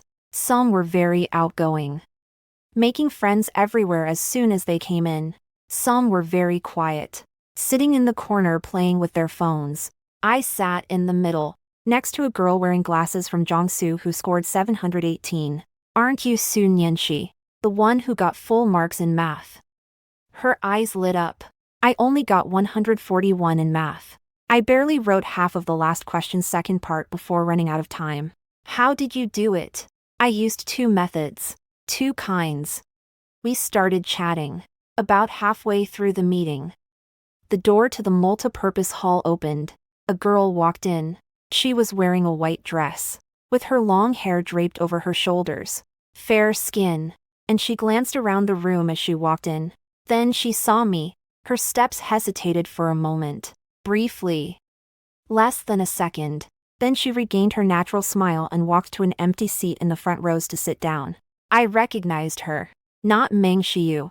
Someone else. Zhao Ruqing. In my previous life. That name appeared in my university days more frequently than Meng Xiu's. She was my roommate in freshman year, later becoming my biggest rival at Tsinghua University. We were fiercely competitive academically and constantly overshadowed each other socially. In my junior year, at the crucial moment when I was applying for the exchange student program, she reported me for fabricating data in my thesis. After an investigation lasting a month, it was finally proven to be baseless. But the application window had already passed. I lost the opportunity to go to MIT as an exchange student. She left. Later she returned to China and joined an investment bank, while I stayed in the country and entered a mid-sized enterprise. The gap started to widen from that exchange. What's wrong? The girl from Jiangsu beside me noticed I was looking at the front row. Nothing much. I withdrew my gaze. The grudges from my past life won't be replayed in this one. But knowing who the opponent is in advance is never a bad thing. After coming back from Beijing, I started planning for the summer vacation. Get up at 6 every morning to run. Then go home and read books. Not high school textbooks. University textbooks. The first-year courses at the School of Economics and Management include calculus, linear algebra, probability theory, microeconomics, macroeconomics, and fundamentals of accounting. I've studied all these subjects in my previous life, but I need to systematically go through them again to lay a foundation even stronger than in my past life. Because this time, I'm not here to just get by. I came here to win. On July 15th, the admission letter arrived home. School of Economics and Management, Tsinghua University. A red cover with the school name embossed in gold. Mom's hand trembled as she held the notice. Dad took a photo and sent it to the family group chat. The group chat exploded. Aunties and uncles flooded the chat with over 500 congratulatory messages. I had my parents' smiling faces from the side, keeping this image in my heart. The day after the notice arrived, someone came again. This time it was Gu Xingzhou himself. He stood downstairs at my house, carrying a paper bag in his hand. I saw him from the window and went downstairs. What's the matter? This is something you left at my place before. He handed me the paper bag. Here you go. I took it and glanced at it. Inside were some old textbooks, a few pens, a hair clip, and a group photo. The photo was taken during the first-year high school sports meet. He and I were standing on the playground, laughing foolishly. There was a blurry figure in the background. Meng Xiu. Thank you. I took the paper bag. Nianxi. He called out to me. I scored 506. I got into a second-tier university within the province. Yeah. Originally my dad said he would use connections to get me into a better school, but in the end it didn't work out. He said they're cracking down hard this year. So I might end up going to this second-tier university. I looked at him. Why are you telling me this? He was silent for a few seconds. I don't know. Just wanted you to know. Knowing won't make any difference. I said. Your life belongs to you. It has nothing to do with me anymore. Nianxi. Gu Xingzhou. I cut him off. Have you ever thought about a question? He stared at me. If you hadn't gone to help Meng Xiyu on the day of the college entrance exam, and had instead gone into the exam hall with me, you wouldn't have missed the Chinese exam. Your mindset wouldn't have collapsed. You could have scored over 600. You might be packing your bags now, preparing to attend university in Beijing, instead of standing here telling me you're going to a second-tier university. His face turned pale. One choice. I said. All the difference lies in that one choice. You chose Meng Xiyu. You must accept all the consequences that come with choosing Meng Xiyu. Even losing me. Even your dad's connections won't help. All of them. He stood there, unable to utter a single word. If there's nothing else, I'm going up. Goodbye. I turned and walked into the building entrance. The sound of the door closing behind me was soft, yet unusually clear in the quiet afternoon air. Late July. It was halfway through the summer vacation. My daily life was regular and fulfilling. I woke up early for morning runs, read books, took notes, and occasionally video chatted with Tang Ku. Tang Ku got accepted into the School of Journalism and Communication at Wuhan University, and she was so excited that she messaged me almost every other day. Nianxi. Guess who my roommate is? It's that girl whose college entrance essay was shared by countless public accounts. Nianxi. It's so hot in Wuhan. Even hotter than here. Do you believe it?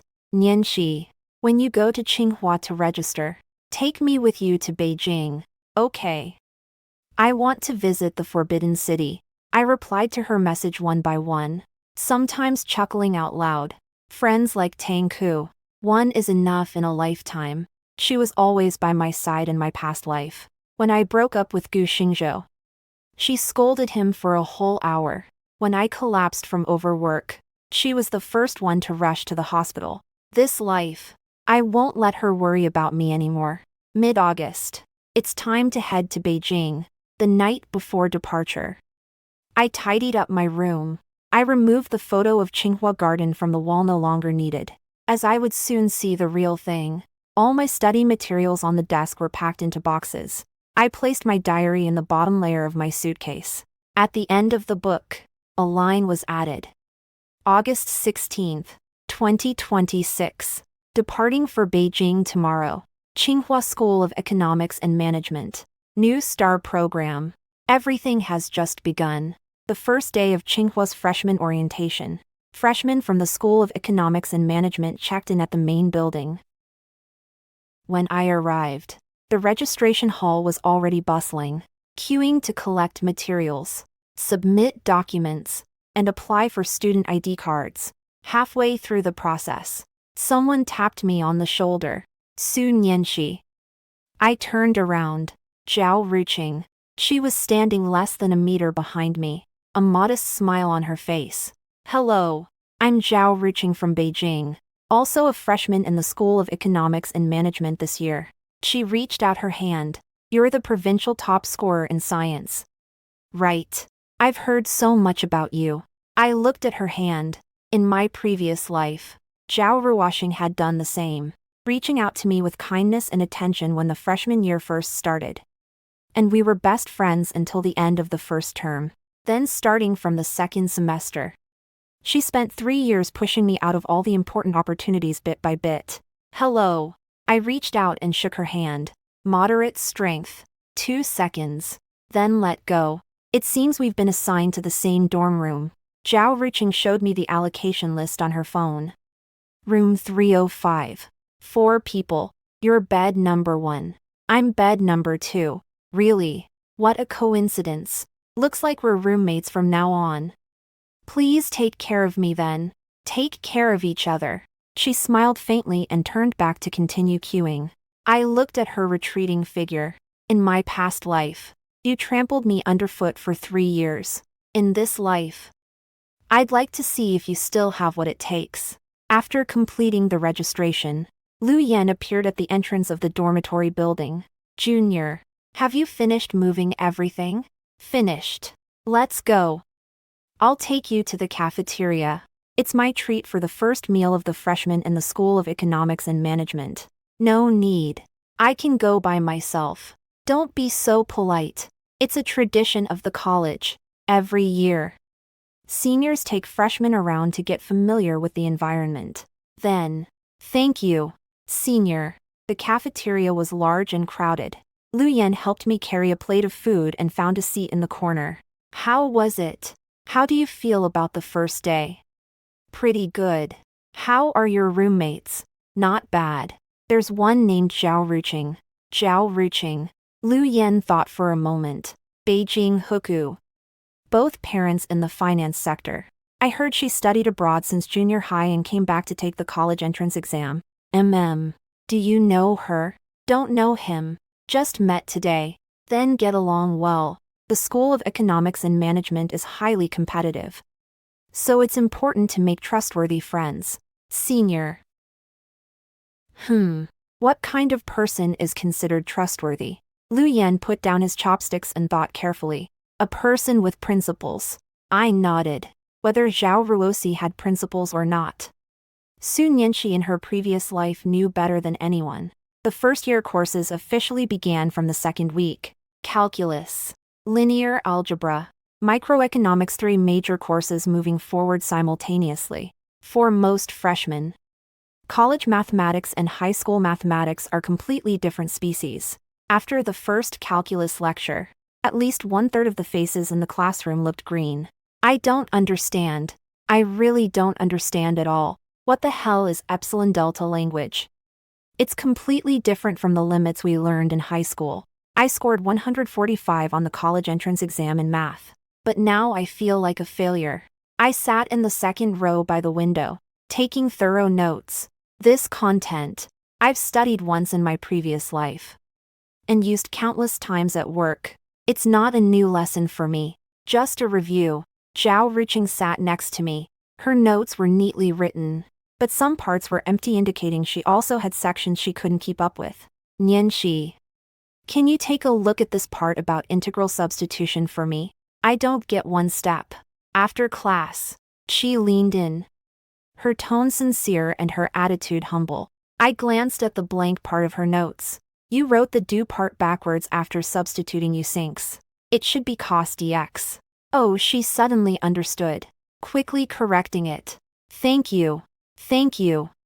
You're amazing, you got it all after just one explanation. Reviewed in advance. When did you preview? It's only been a week since the semester started. Summer vacation. Started reading college textbooks during summer vacation. Her eyes widened. You're taking it too far. I smiled slightly. Not explaining. It's not a test paper. I studied it 10 years ago. In the midterm exam of the first month, I scored full marks in both calculus and linear algebra. Microeconomics 97. Ranked first overall among more than 200 freshmen in the School of Economics and Management. On the day the results were posted, the faculty bulletin board was surrounded by a large crowd. Sun Yanxi.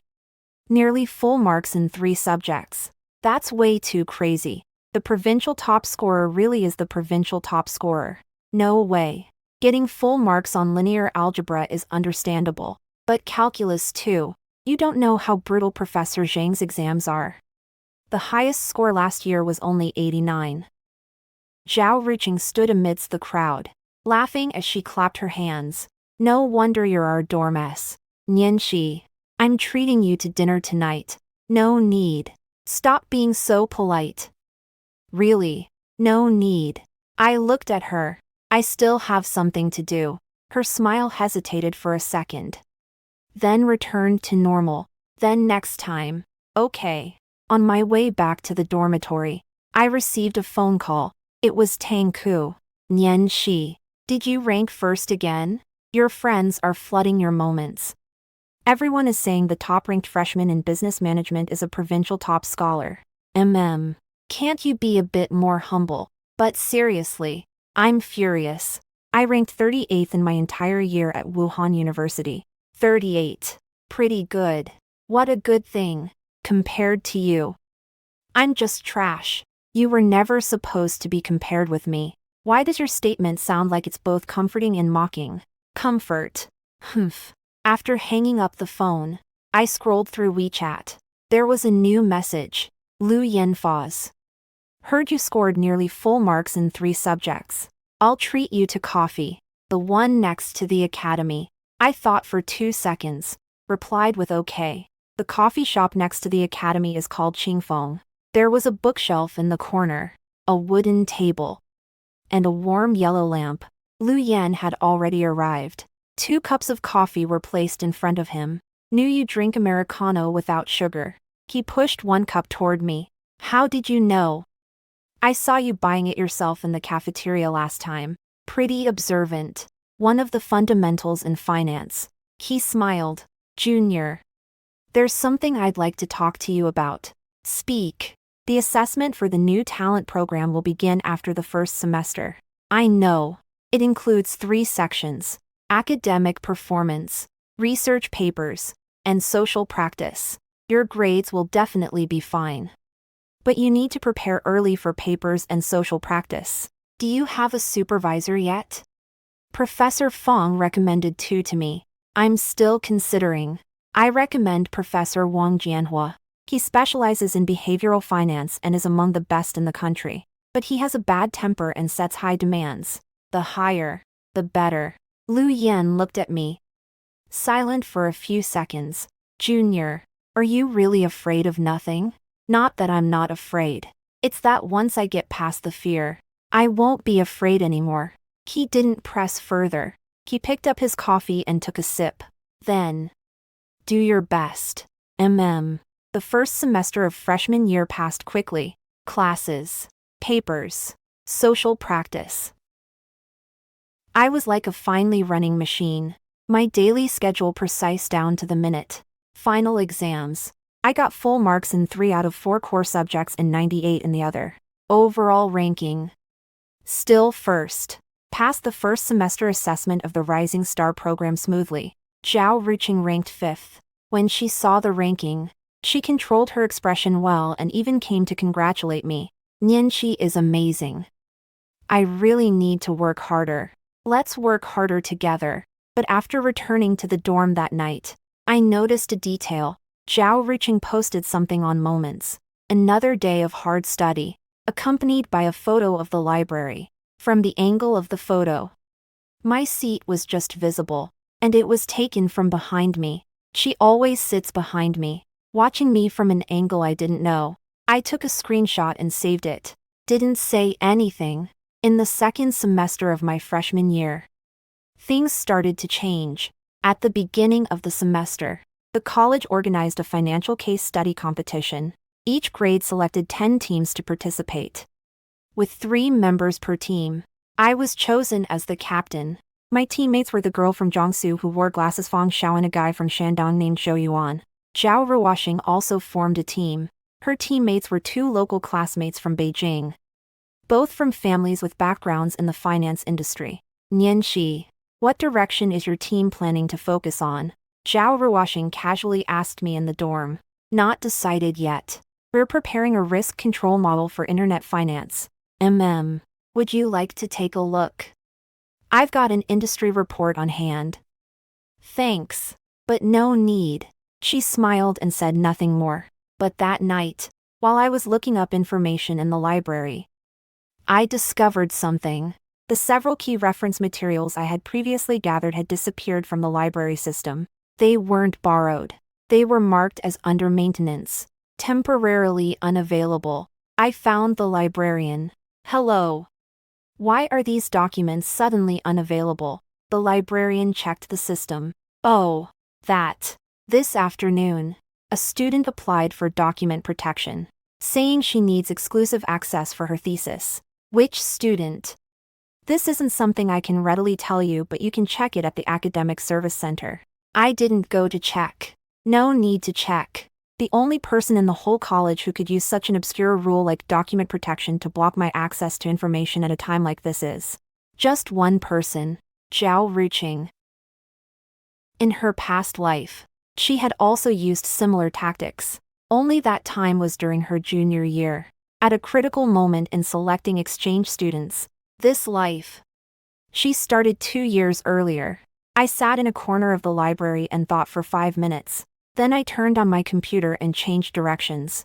No more relying on those references. I used 10 years of my past life work experience and understanding of the market to write directly. I do and need to stand on someone else's shoulders. I myself am the shoulder. 2 weeks later, the preliminary round of the financial case analysis competition. 10 teams, each presenting for 20 minutes on stage. Zhao Ruqing's team was third in line. They did really well. The PPT was beautiful, the data thorough, and their analysis solid and well-reasoned. The judges in the audience nodded frequently. When she stepped down from the stage, she passed right by me. Wish you luck. She smiled. Thank you. Our team is in 7th place. We're doing valuation model analysis for cross-border mergers and acquisitions. It's not the traditional textbook analysis method.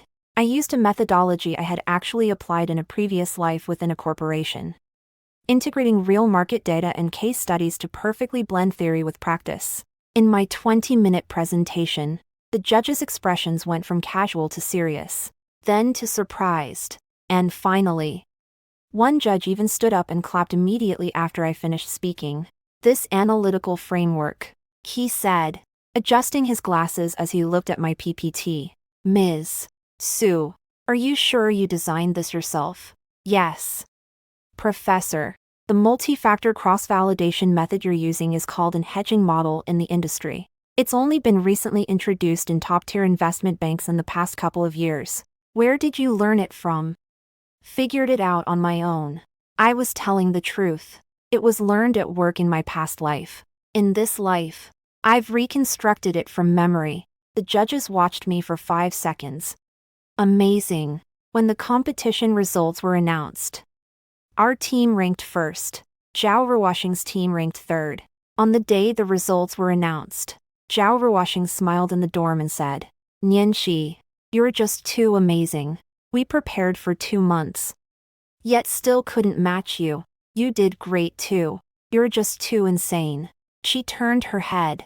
By the way, didn't you run into any problems when looking up literature earlier? I heard the library system was under maintenance that day. I glanced at her. Nothing wrong.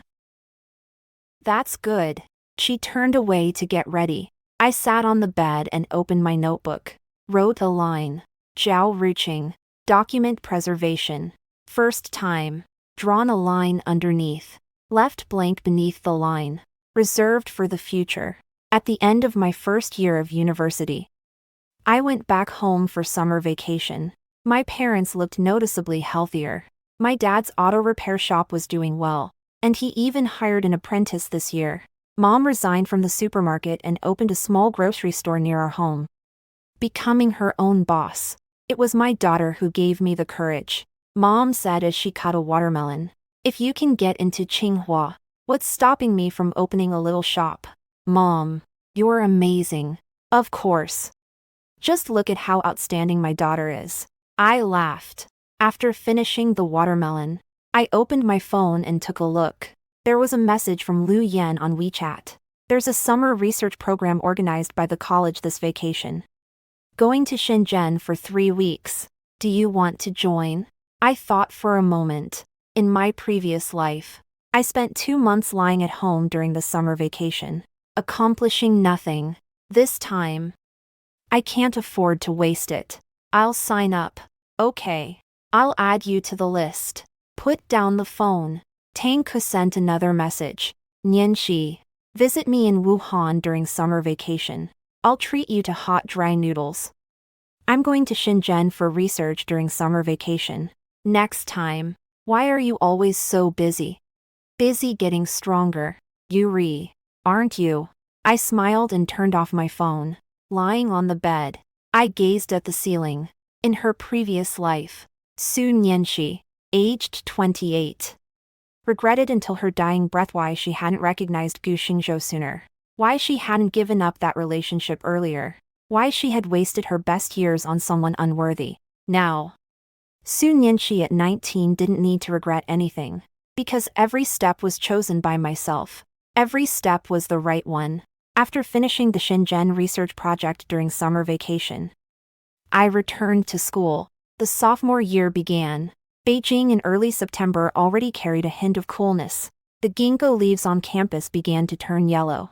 On the day of registration, I ran into someone I shouldn't have met downstairs in the dormitory. Meng Xiu. She stood at the entrance of the dorm building for the School of Economics and Management, wearing a light pink dress and carrying a shopping bag in her hand. The moment she saw me, her expression shifted from confusion to surprise, and then from surprise to something indescribable. Nianxi, older sister, what are you doing here? I asked. 2M studying in Beijing, at Communication University. Communication University is in Chaoyang. Tsinghua is in Haidian. What are you doing here? She bit her lower lip. I came to visit a friend. At your School of Economics and Management. Who? Zhao Ruqing. I paused for a moment. Do you know Zhao Ruqing? Yeah. We were classmates in junior high. Junior high classmates. I didn't know about this in my previous life. Zhao Ruqing never mentioned that she knew Meng Xiu.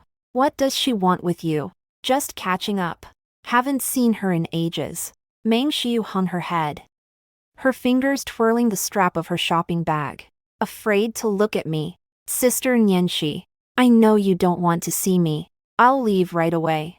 It has nothing to do with me that you came to see Zhao Ruoxing. I said. But let me warn you, be careful when you're hanging out with Zhao Ruoxing. She raised her head. Her eyes filled with confusion. Why? Because she's not a good person. I finished speaking and went upstairs. That sentence was meant for Meng Xiu to hear. But more than that, it was for myself. Zhao Ruqing and Meng Xiu know each other. This thread was hidden all along in my past life. And I never knew. If I were to connect the events of my past life, Meng Xiu clinging to Gu Xingzhou, draining my energy and emotions. Zhao Ruqing harassing me at school, blocking my opportunities. One dragging me down in life. One oppressing me in academics. Never intersecting. Or was it just my imagination that we had no intersection? I opened my notebook and wrote in the blank space of Zhao Ruqing's page. Meng Xiu, junior high school classmate. Communication University. Then I drew a dashed line between the two names, and added a question mark. A weekend during my sophomore year. I was writing my thesis in the library. My phone vibrated. A text message from an unknown number. Hello. I'm a college classmate of Gu Xingzhou. Are you Su Nishi? Xingzhou had an accident. I stared at the screen. Then I replied with 2 words. What is it? He got into a fight and is in the hospital. He keeps calling out your name. Can you come see him? I put my phone on the table, looked for 3 seconds, then continued writing the paper. Half an hour later, the phone rang again. Still the same number. Aren't you coming? He's hurt pretty badly. I replied. Contact his family. His mom's phone number is in his phone. There was a long silence from the other end. Then a message came back. You really don't care about him at all, do you? I didn't reply. Turned off my phone. Continued writing the paper. The title is Individual Decision Biases and Correction Mechanisms from the Perspective of Behavioral Finance. There was a chapter specifically analyzing the sunk cost fallacy, the tendency for people to continue maintaining a relationship they know is not worth it, simply because they've already invested time and emotion. I wrote it very smoothly, because this topic was all too familiar to me. That week after finishing the paper, a big event happened.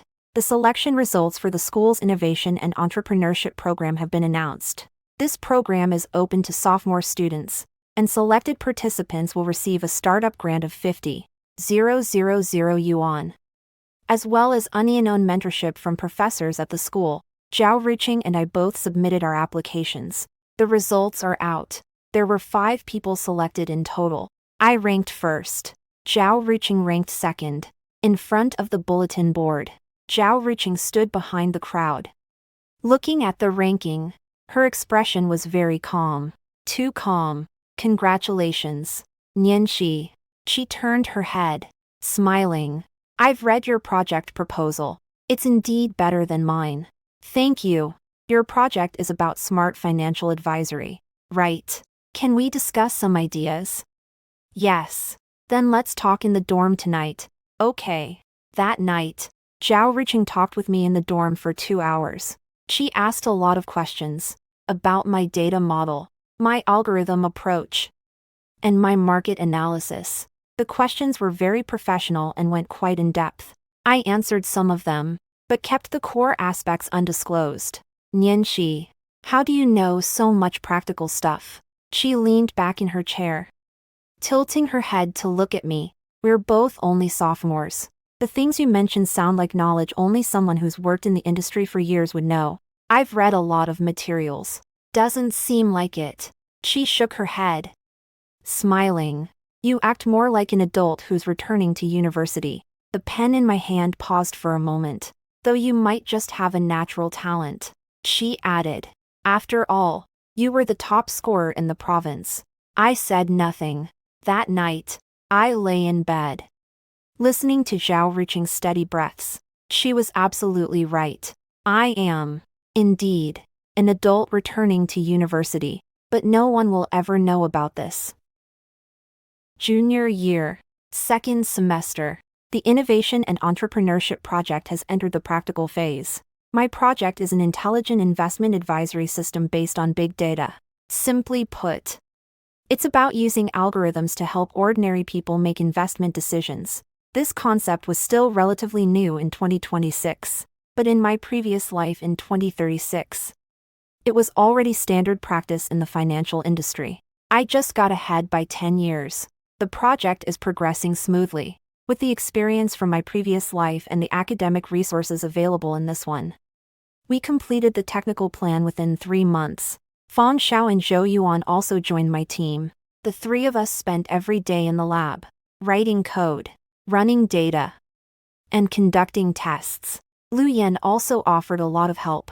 He was in his senior year and had already received an offer from a top investment bank. Yet he still frequently came to the lab to help us connect with industry resources.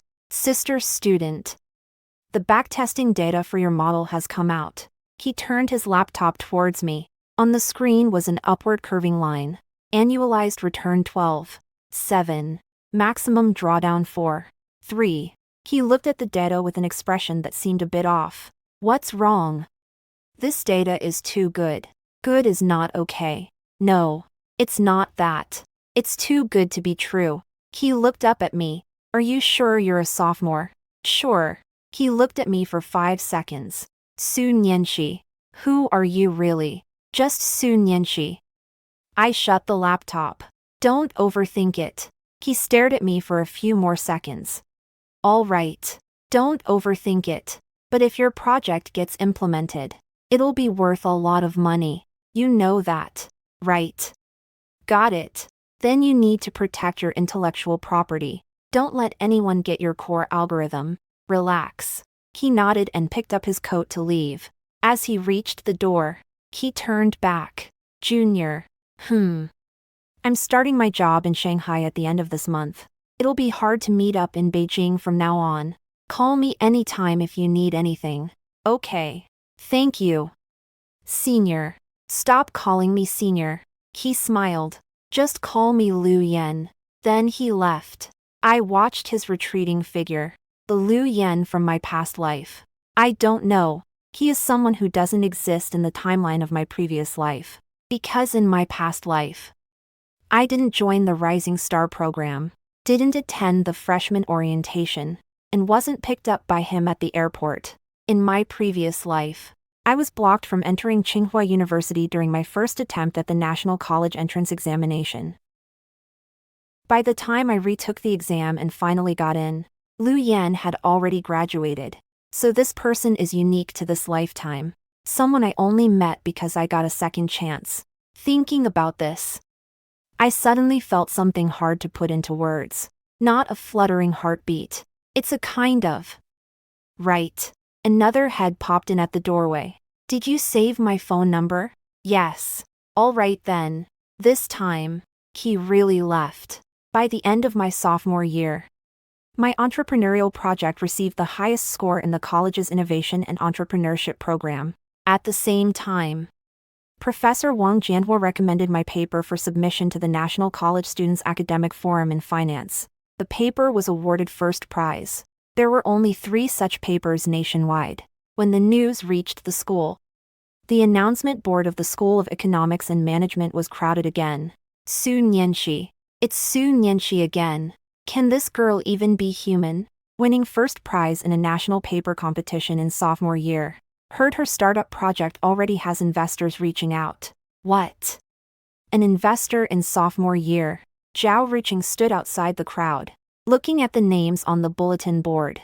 This time, she didn't come to congratulate me. That night, only the 2 of us were left in the dorm. Fang Xiao went out to eat with another roommate.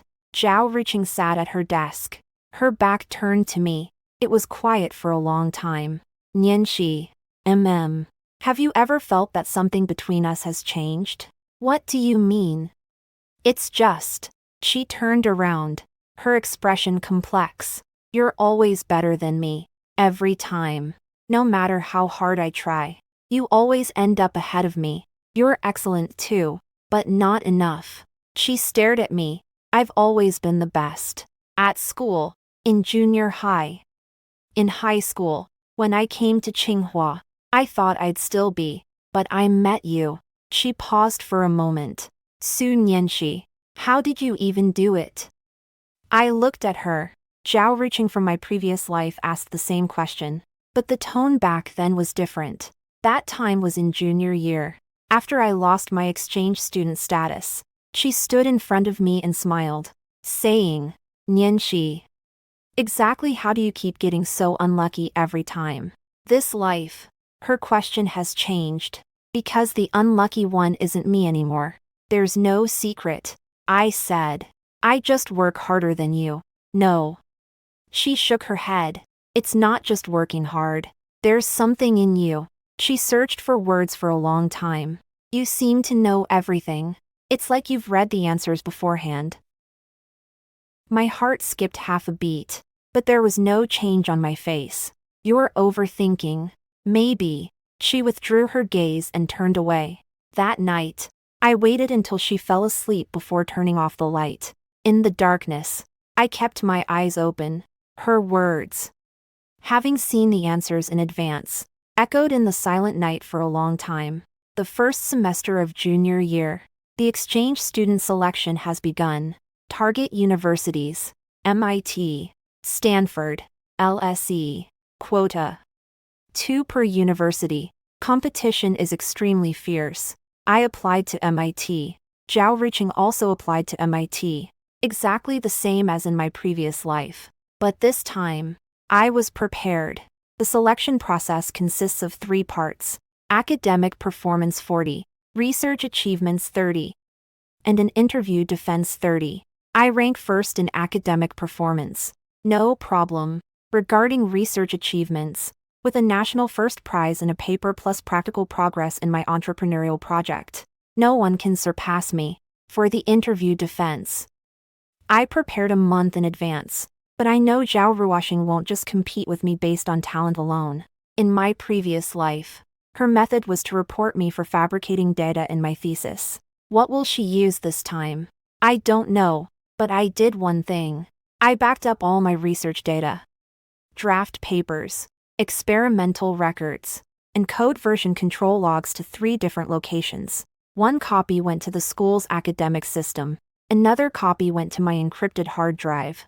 One copy for Lu Yan. Why are you giving me these things? Lu Yan's voice on the other end of the phone sounded a bit confused. Keep them for me. Why? Just in case. What if something happens? Just in case someone says I'm faking.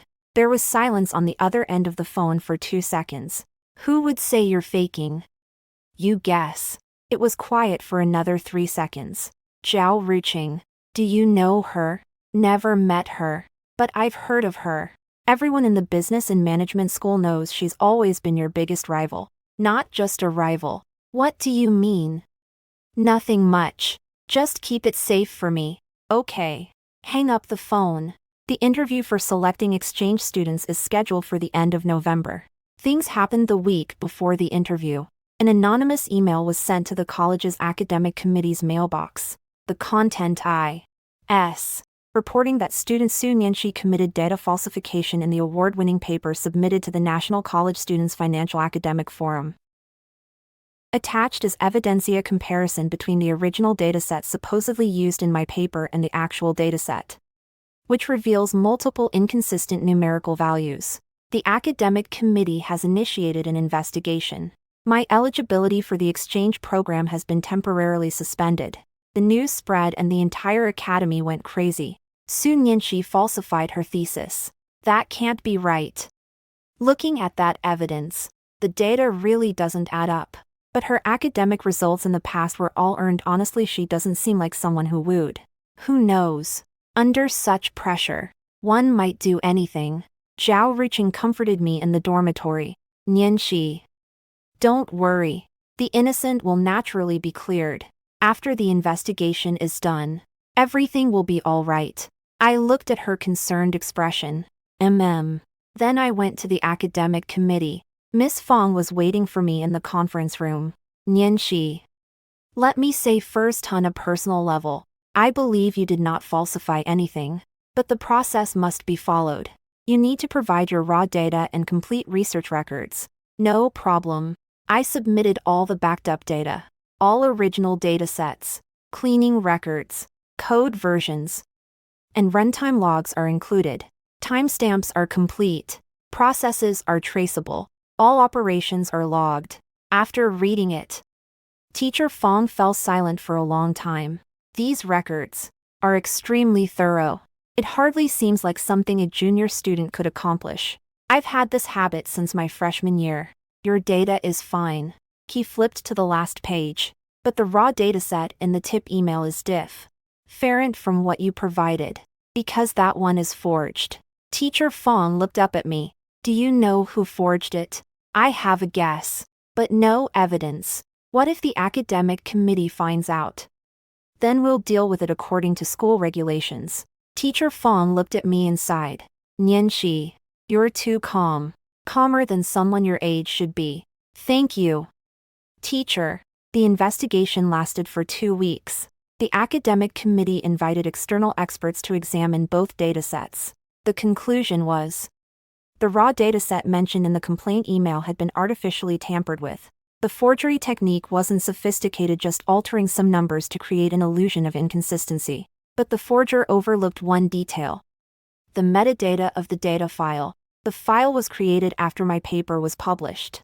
The forger's computer IP address points to 305. School of Economics and Management. Only 4 people live in 305. Fong Xiao and another roommate were not at school at the time. Zhao Ruqing. The academic committee submitted the results to the college. The notification arrived on a Friday afternoon. I was reading in the library. The phone rang. It was Teacher Fong. Nianxi. The investigation results are in. There's nothing wrong with your thesis. The accusation is false. Also, the investigation confirmed that the fabricated data source attached to the accusation email has been verified. The college will handle it through the proper procedures. Okay. Thank you. Teacher, hang up the phone. I closed the book and walked out of the library. By the end of November, the wind in Beijing was already quite cold. Ginkgo leaves had fallen all over the ground, rustling softly underfoot. I returned to my dormitory. Zhao Ruqing sat in front of the desk. The computer turned on, but the screen was black. She wasn't typing, nor was she looking at anything. She just sat there. Hearing the door open, she turned her head around, seeing it was me. Her face showed no expression. Not calm. Empty. Like a sheet of paper wiped clean. Did you find anything? She asked. Yes. She nodded. I guessed it. She was silent for a few seconds. The IP thing was my oversight. Her tone was soft, as if she were talking about someone else. I should have used a public network. You're admitting it. What's there not to admit? She gave a small smile. It's already been found out anyway. She leaned back in her chair and looked up at the ceiling. Su Nianxi, do you know? From the very first day I met you, I knew you weren't an ordinary person. I didn't say anything. The speed at which you solve problems, the depth with which you analyze issues. Your judgment on the market, none of these are things a 19 or 20-year-old should have. It's like you've lived 2 lifetimes. My fingers tightened slightly. I don't care what your secret is. She withdrew her gaze, looking at me. But I want to beat you. Any way I can. So you chose to fake a report. Yes. Was it worth it? She thought for a moment. Not worth it. She got up and began gathering the things on the table. The school's punishment will probably come down soon. Forging academic evidence and falsely accusing a classmate is at least grounds for academic probation. I know.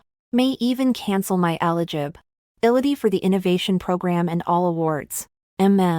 She put the items into the box one by one. Su Nianxi. Have you ever thought that if you weren't so strong I might have won? You won't win. I said. Because victory achieved through fraud never counts as true victory. She smiled faintly. This time her smile held no scheming. Only a hint of bitterness. Maybe. She picked up the suitcase and walked to the door. Goodbye. The door closed. I was left alone in the dorm. I sat on my bed, looking at the empty table across from me. In my past life. Zhao Ruoxing's report also turned out to have issues. But by then it was already too late. The application window had passed. And I lost my chance to go to MIT. This lifetime. Because I had made a backup in advance. The investigation only took 2 weeks. 3 days earlier than the selection deadline. My qualifications were unfrozen. The interview proceeded as normal. I secured the exchange position at MIT. On Monday, the college officially announced the disciplinary measures against Zhao Ruoxing. 1 year of probation, withdrawal from the Innovation and Entrepreneurship Program, and disqualification from all commendations and awards for the current academic year. A crowd gathered again in front of the bulletin board. Zhao Ruoxing fabricated data and falsely accused Su Nianxi. Has she gone mad? Not crazy. She's just jealous. Ever since freshman year, Su Nianxi has been ahead of her. Still in sophomore year. And again in junior year. Anyone would find it unbearable. But is it really necessary to use this method? She's ruining her future. Some people will do anything to win. I didn't go check the bulletin board. No need to look. Those who are meant to see it will see it. A week later, I received the exchange confirmation from MIT. Spring semester, Cambridge. 4 months. I stood by the dorm window, gazing at the MIT logo on the letter. A place I never got to visit in my previous life. This life. I've been there. Before going to MIT, I returned home for a visit. Mom packed me a box full of snacks and heating pads. It's cold in America. Wear more clothes. Got it. Dad was standing by the door with his hands in his pockets, watching me pack my luggage. Daughter. Study hard out there. Don't miss home. I won't. Who are you kidding? He chuckled. You used to cry at summer camp when you were little. That was back then. He patted my head. Go ahead. Your parents are waiting for you to come back. I got into the car going to the airport. Outside the car window, Mom was waving hard, while Dad stood beside her. Not waving but watching all the time. Until the car turned the corner and disappeared from sight. I leaned back in the seat and closed my eyes. My phone vibrated. Lu Yan's message. Heard you got into MIT. Yeah. Spring semester. Congratulations. Thank you. Contact me when you get to Boston. I have a friend there who can help you settle in. Okay. Anne. Stay safe. Okay. I looked at these 3 words and thought for a moment. Then I replied. You too. 4 months at MIT. I didn't waste a single day. Courses. Workshops. Labs. industry forums, study, discuss, and compete with the world's best students. In her past life, Su Nianxi spent 4 years working in a medium-sized domestic enterprise, learning about international financial markets entirely through self-study. In this life, Su Nianxi stands at the center of the world, directly engaging with cutting-edge theories and practices. The gap was huge, but thanks to my past life experience, I had one thing more than my perceived gut feeling for the real market. This intuition impressed the professors at MIT. In a derivatives course, the professor presented a real market case and asked students to analyze pricing strategies. There were over 30 people in the class, from Harvard, Princeton, and Oxford. After discussing for half an hour, nobody came up with a complete solution. I raised my hand. Professor, could we use a 3-factor hedging model? Then he wrote the entire derivation process on the whiteboard. The classroom fell silent for 10 seconds. The professor pushed his glasses up. In which financial institutions have you worked? No. I'm an undergraduate. Undergraduate. He flipped through the list. Tsinghua University, China. Then he glanced at me again. Impressive. After coming back from MIT, my startup project entered an accelerated phase. During my 3rd-year summer vacation, with Liu Yan's help, I secured seed funding from an angel investment firm. $3 million. For a 3rd-year college student. This is a huge amount of money. But for my project, it's just the beginning. I registered a company, Nianxi Technology. The team expanded from 3 members to 12. Fang Xiao handles technology. Zhou Yuan manages operations. And I oversee products and strategy. The company's core product is that intelligent financial advisory system. The technology that took 10 years to mature in my previous life was brought 10 years earlier in this one. Senior year. First semester. The product was launched. First month, 1,000 users. Third month, 10,000 users. Sixth month, 100,000 users. Media began to pay attention. Tsinghua senior female student starts business. Smart advisory platform gains 100,000 users in half a year. Top provincial scholar becomes entrepreneur. Su Nianxi's fintech dream. Nianxi Tech secures multi-million-dollar series of funding, valued over $100 million. These headlines popped up on the front pages of major financial media outlets. My phone was ringing off the hook. Investors, reporters, business partners, recruiters. My daily schedule was packed, but I was very clear about one thing: this was just the beginning. On the day I graduated from my senior year, I didn't attend the graduation ceremony, because there was an important product launch at the company that day. Fang Xiao picked up my diploma on my behalf. General Su, your diploma. She held up the red booklet, looking disgusted. Don't call me General Su. Then what should I call you? Boss Su, Chairman Su. Call me Nianxi. Oh, come on. Who would dare call you Nianxi these days? I took the graduation certificate and flipped it open to take a look. School of Economics and Management. Tsinghua University. Bachelor's degree in Economics and Finance. Outstanding graduate. Ranked first overall for 4 years. In her previous life, Su Nianxi graduated from Tsinghua University with a ranking of 17th. It wasn't a lack of effort. All my energy was diverted by Gu Xingzhou and Meng Xiu. In this life, I gave all my time to myself. And this is the result. On the day of the graduation ceremony, Tang Ke flew in from Wuhan. She stayed in Beijing for 3 days, and I took her to visit the Forbidden City, eat roasted duck, and see Tiananmen Square. On the last night, we sat on the rooftop of the company and drank beer. Nianxi, do you still remember what you said on the day of the college entrance exam? Which sentence? Tsinghua is waiting for me. I laughed. Remember, at that time, I thought you were awesome. Tang Ke gulped down a mouthful of beer. A high school student, saying those words at the entrance of the exam hall. Everyone thought you were crazy, but you actually did it. Not just Tsinghua. I said, what I achieved wasn't just getting accepted into Tsinghua. Yeah. She nodded. You did something no one expected. She looked at me. Nianxi, how on earth did you do it? I thought for a moment. Probably because I know better than anyone what I want. And I know better than anyone what I don't want. Tanka raised the beer can. Cheers. Cheers. The cans clinked together, making a crisp sound. There aren't many stars in Beijing's night sky, but standing on the rooftop, when the wind blows, you can see far into the distance. The third year after graduation, Nianxi Technology completed its Series C funding round, valued at 8 billion. I became the youngest founder of a unicorn startup in the fintech industry. Cover feature in major business magazines, Forbes 30 under 30. I was 25 that year. In the same year, I received a message, sent by Meng Xiu, changed phone number again. Sister Nianxi, long time no see. Congratulations on your company becoming so big. I am now a director at a media company.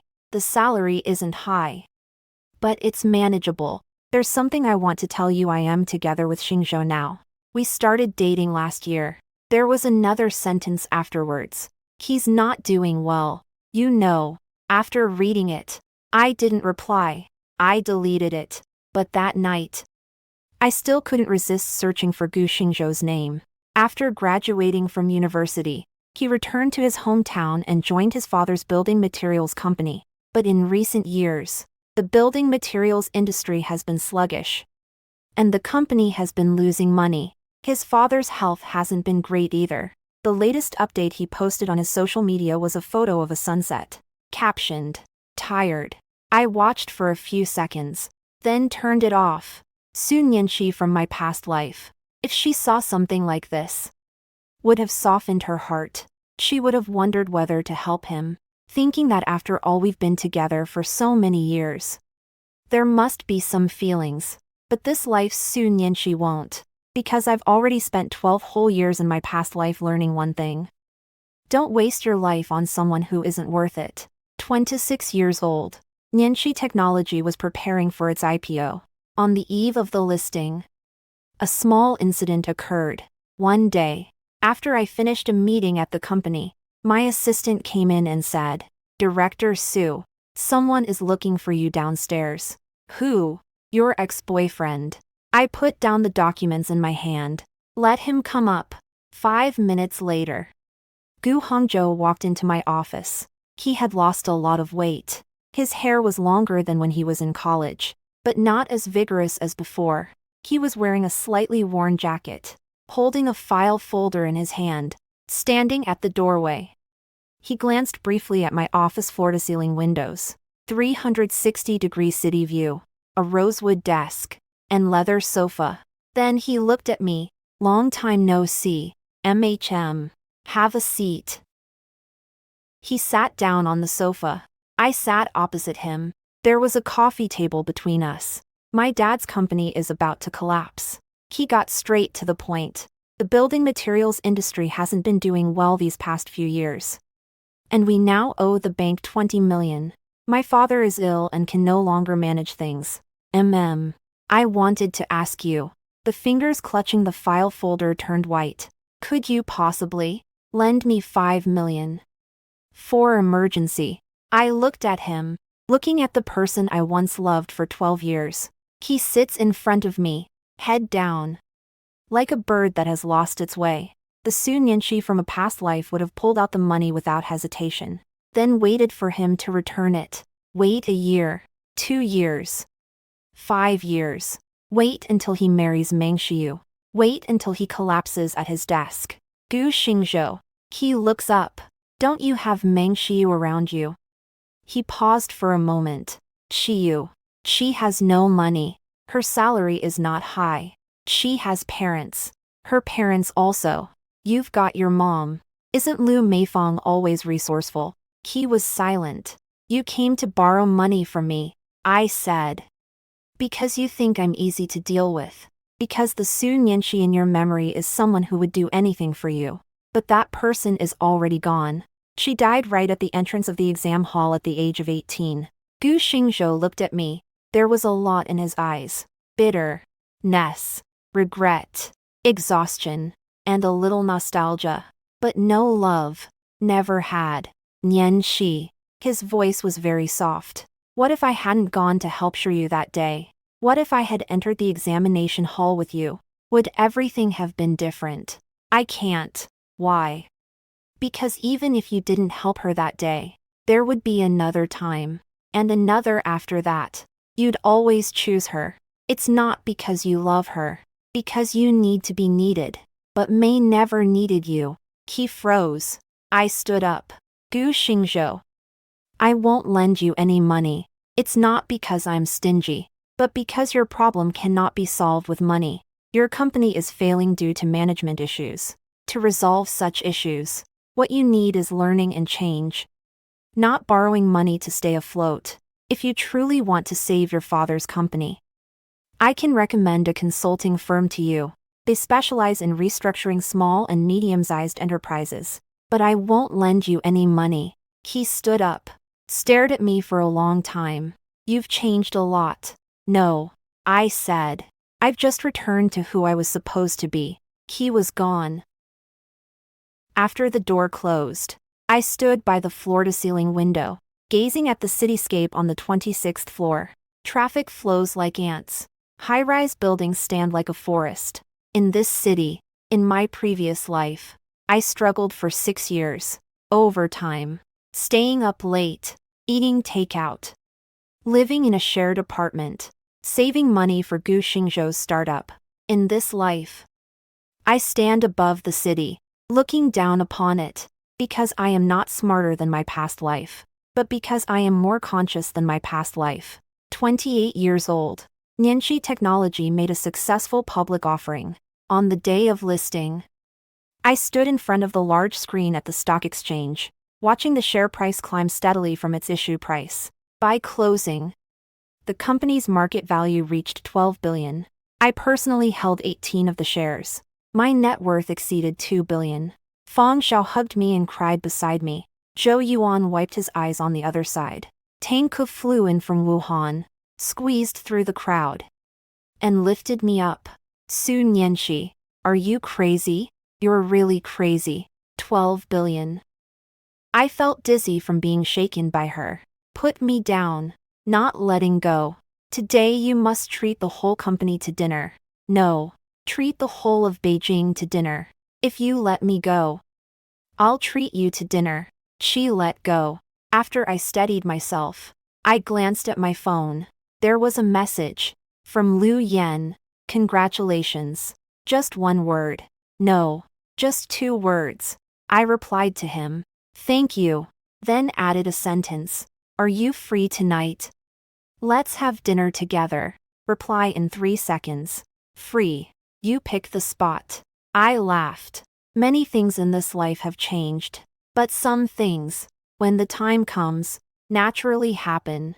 Dinner was at a quiet Japanese restaurant. It was just the 2 of us. Me and Liu Yan. He had become much more composed than when we were in college. After 4 years in investment banking, he now had a kind of sharpened edge, as if polished by experience. How does it feel to go public? He picked up a piece of salmon, totally different from what I imagined. What's different? Not that exciting. He nodded. When you truly achieve something big, you're actually not that excited. Because you know you deserve it. I looked at him. When did you become such a good talker? It always will. It's just that you never listened before. When have I ever not listened? In sophomore year, I told you to be careful, and you just replied okay. In junior year, I stored your data for you, and you only said keep it safe for me. At graduation, I said stay in touch when you have time. I did keep in touch, got in touch. But rarely. He put down his chopsticks and looked at me. Su Nianxi, are you just not good at handling relationships besides work? I thought for a moment. It's not that I can't. It's that I dare not. Why? Because last time I put my whole heart into a relationship, the cost was too high. He didn't press him on when that last time was. Just nodded. What about now? Now. I looked at him. This person. I've only met in this lifetime. Our connection is something that only exists because I've had a chance to restart. If life had only one chance, perhaps I would hesitate. But this is already the second time in life. The first time, I gave all my courage to the wrong person. The second time, I should save my courage for the right person. Now, I want to try. He smiled. Then give it a try. 28 years old. In my past life, I collapsed at my workstation at this age. The last thing I saw being Gu Xingzhou and Meng Shiyu's wedding photo. In this life, at this age, I stood on the rooftop of my own company, with Lu Yan by my side and the countless lights of Beijing stretching out before me. Same age, different worlds. What happened afterward flowed as naturally as water. At 30, Nianxi Technology became a leading company in the fintech industry. At 31, Lu Yan and I got married. The wedding was small, only inviting our closest family and friends. Tang Ku was the bridesmaid, and Fang Xiao and Zhou Yuan were the witnesses. My parents sat in the front row, crying from start to finish. My daughter married a good man. Mom was laughing through her tears. Dad was still the same as always, not saying much, but his eyes were always red. That night, I dug out that old, dark blue diary. Turned to the last page. The last sentence from the previous life was still there. So tired. Gu Xingzhou got married. To Meng Shiyu. The bride was very beautiful. I guess it's time for me to rest too. I took up my pen and drew a line beneath this sentence. Below the line, I wrote the final sentence of this life. I'm not tired anymore. It's great to be alive. Close the notebook. Outside the window, the moonlight was dazzlingly bright. Exactly the same as the night before the college entrance exam 12 years ago. But everything was different now. The following spring after getting married, I received a message. It was from a number I had never saved. The message was very short. Suni's eyes. This is Zhao Ruqing. Congratulations on your marriage. And congratulations on your company's success. I'm currently in Singapore, working as an independent consultant. Life's going okay. It was my fault back then. I hope you won't hold it against me. Wishing you all the best. I stared at it for a long time. Then I replied, thank you. You too. Let's end the grudges from our past lives here. It's not forgiveness. It's indifference. Another year passed. An ordinary Tuesday afternoon when I was 33 years old. After finishing the quarterly meeting at work, I was sitting in my office drinking tea. My phone rang. Tang Ku's. And I Chi. Did you know? Gu Xingzhou got divorced. Huh. From Meng Shiyu. They divorced after only 2 years of marriage. I heard Meng Shiyu cheated on him with an internet-famous director. Oh. Just an O. What else? Otherwise, you should at least say something. He used to be your boyfriend. Previously, I emphasized. A long time ago. All right. By the way, there's one more thing. Gu Xingzhou's dad's company went completely bankrupt. He's now working in sales back in his hometown. You really don't feel anything at all. I thought for a moment. Yes. How does it feel? I'm relieved. Thankfully, that year at 18, I turned around and walked into the examination hall. Tang Ku was silent on the other end of the phone for 2 seconds, then smiled. Su Nianxi, the best thing you've ever done in your life was not waiting for him that day. No. What then? The rightest thing is to be myself again. Hung up the phone. I stood by the floor-to-ceiling window, gazing out at Beijing in March. The willows had sprouted new buds, and the magnolia trees were in full bloom. On my phone screen, which was still lit, Tang Ku's profile picture was next to the call duration. 3 minutes and 42 seconds. I locked the screen. There's a photo on the table. It was taken by Lu Yan. In the photo, I'm standing on the rooftop of the company building, with Beijing's skyline behind me. The wind lifts my hair and sunlight falls on my face. I'm smiling. Not that faint, restrained smile. It's an unrestrained, unreserved, heartfelt laugh. As certain as when I stood outside the exam hall at 18, saying, Tsinghua is waiting for me, but looser than it was back then. Freer than back then. On the back of the photo, Liu Yan wrote a line. This is when you look your best. I put the photo back on the table. Then he picked up his pen and wrote a sentence on the sticky note beside him. Peking University or Tsinghua University. The person most worth waiting for is oneself.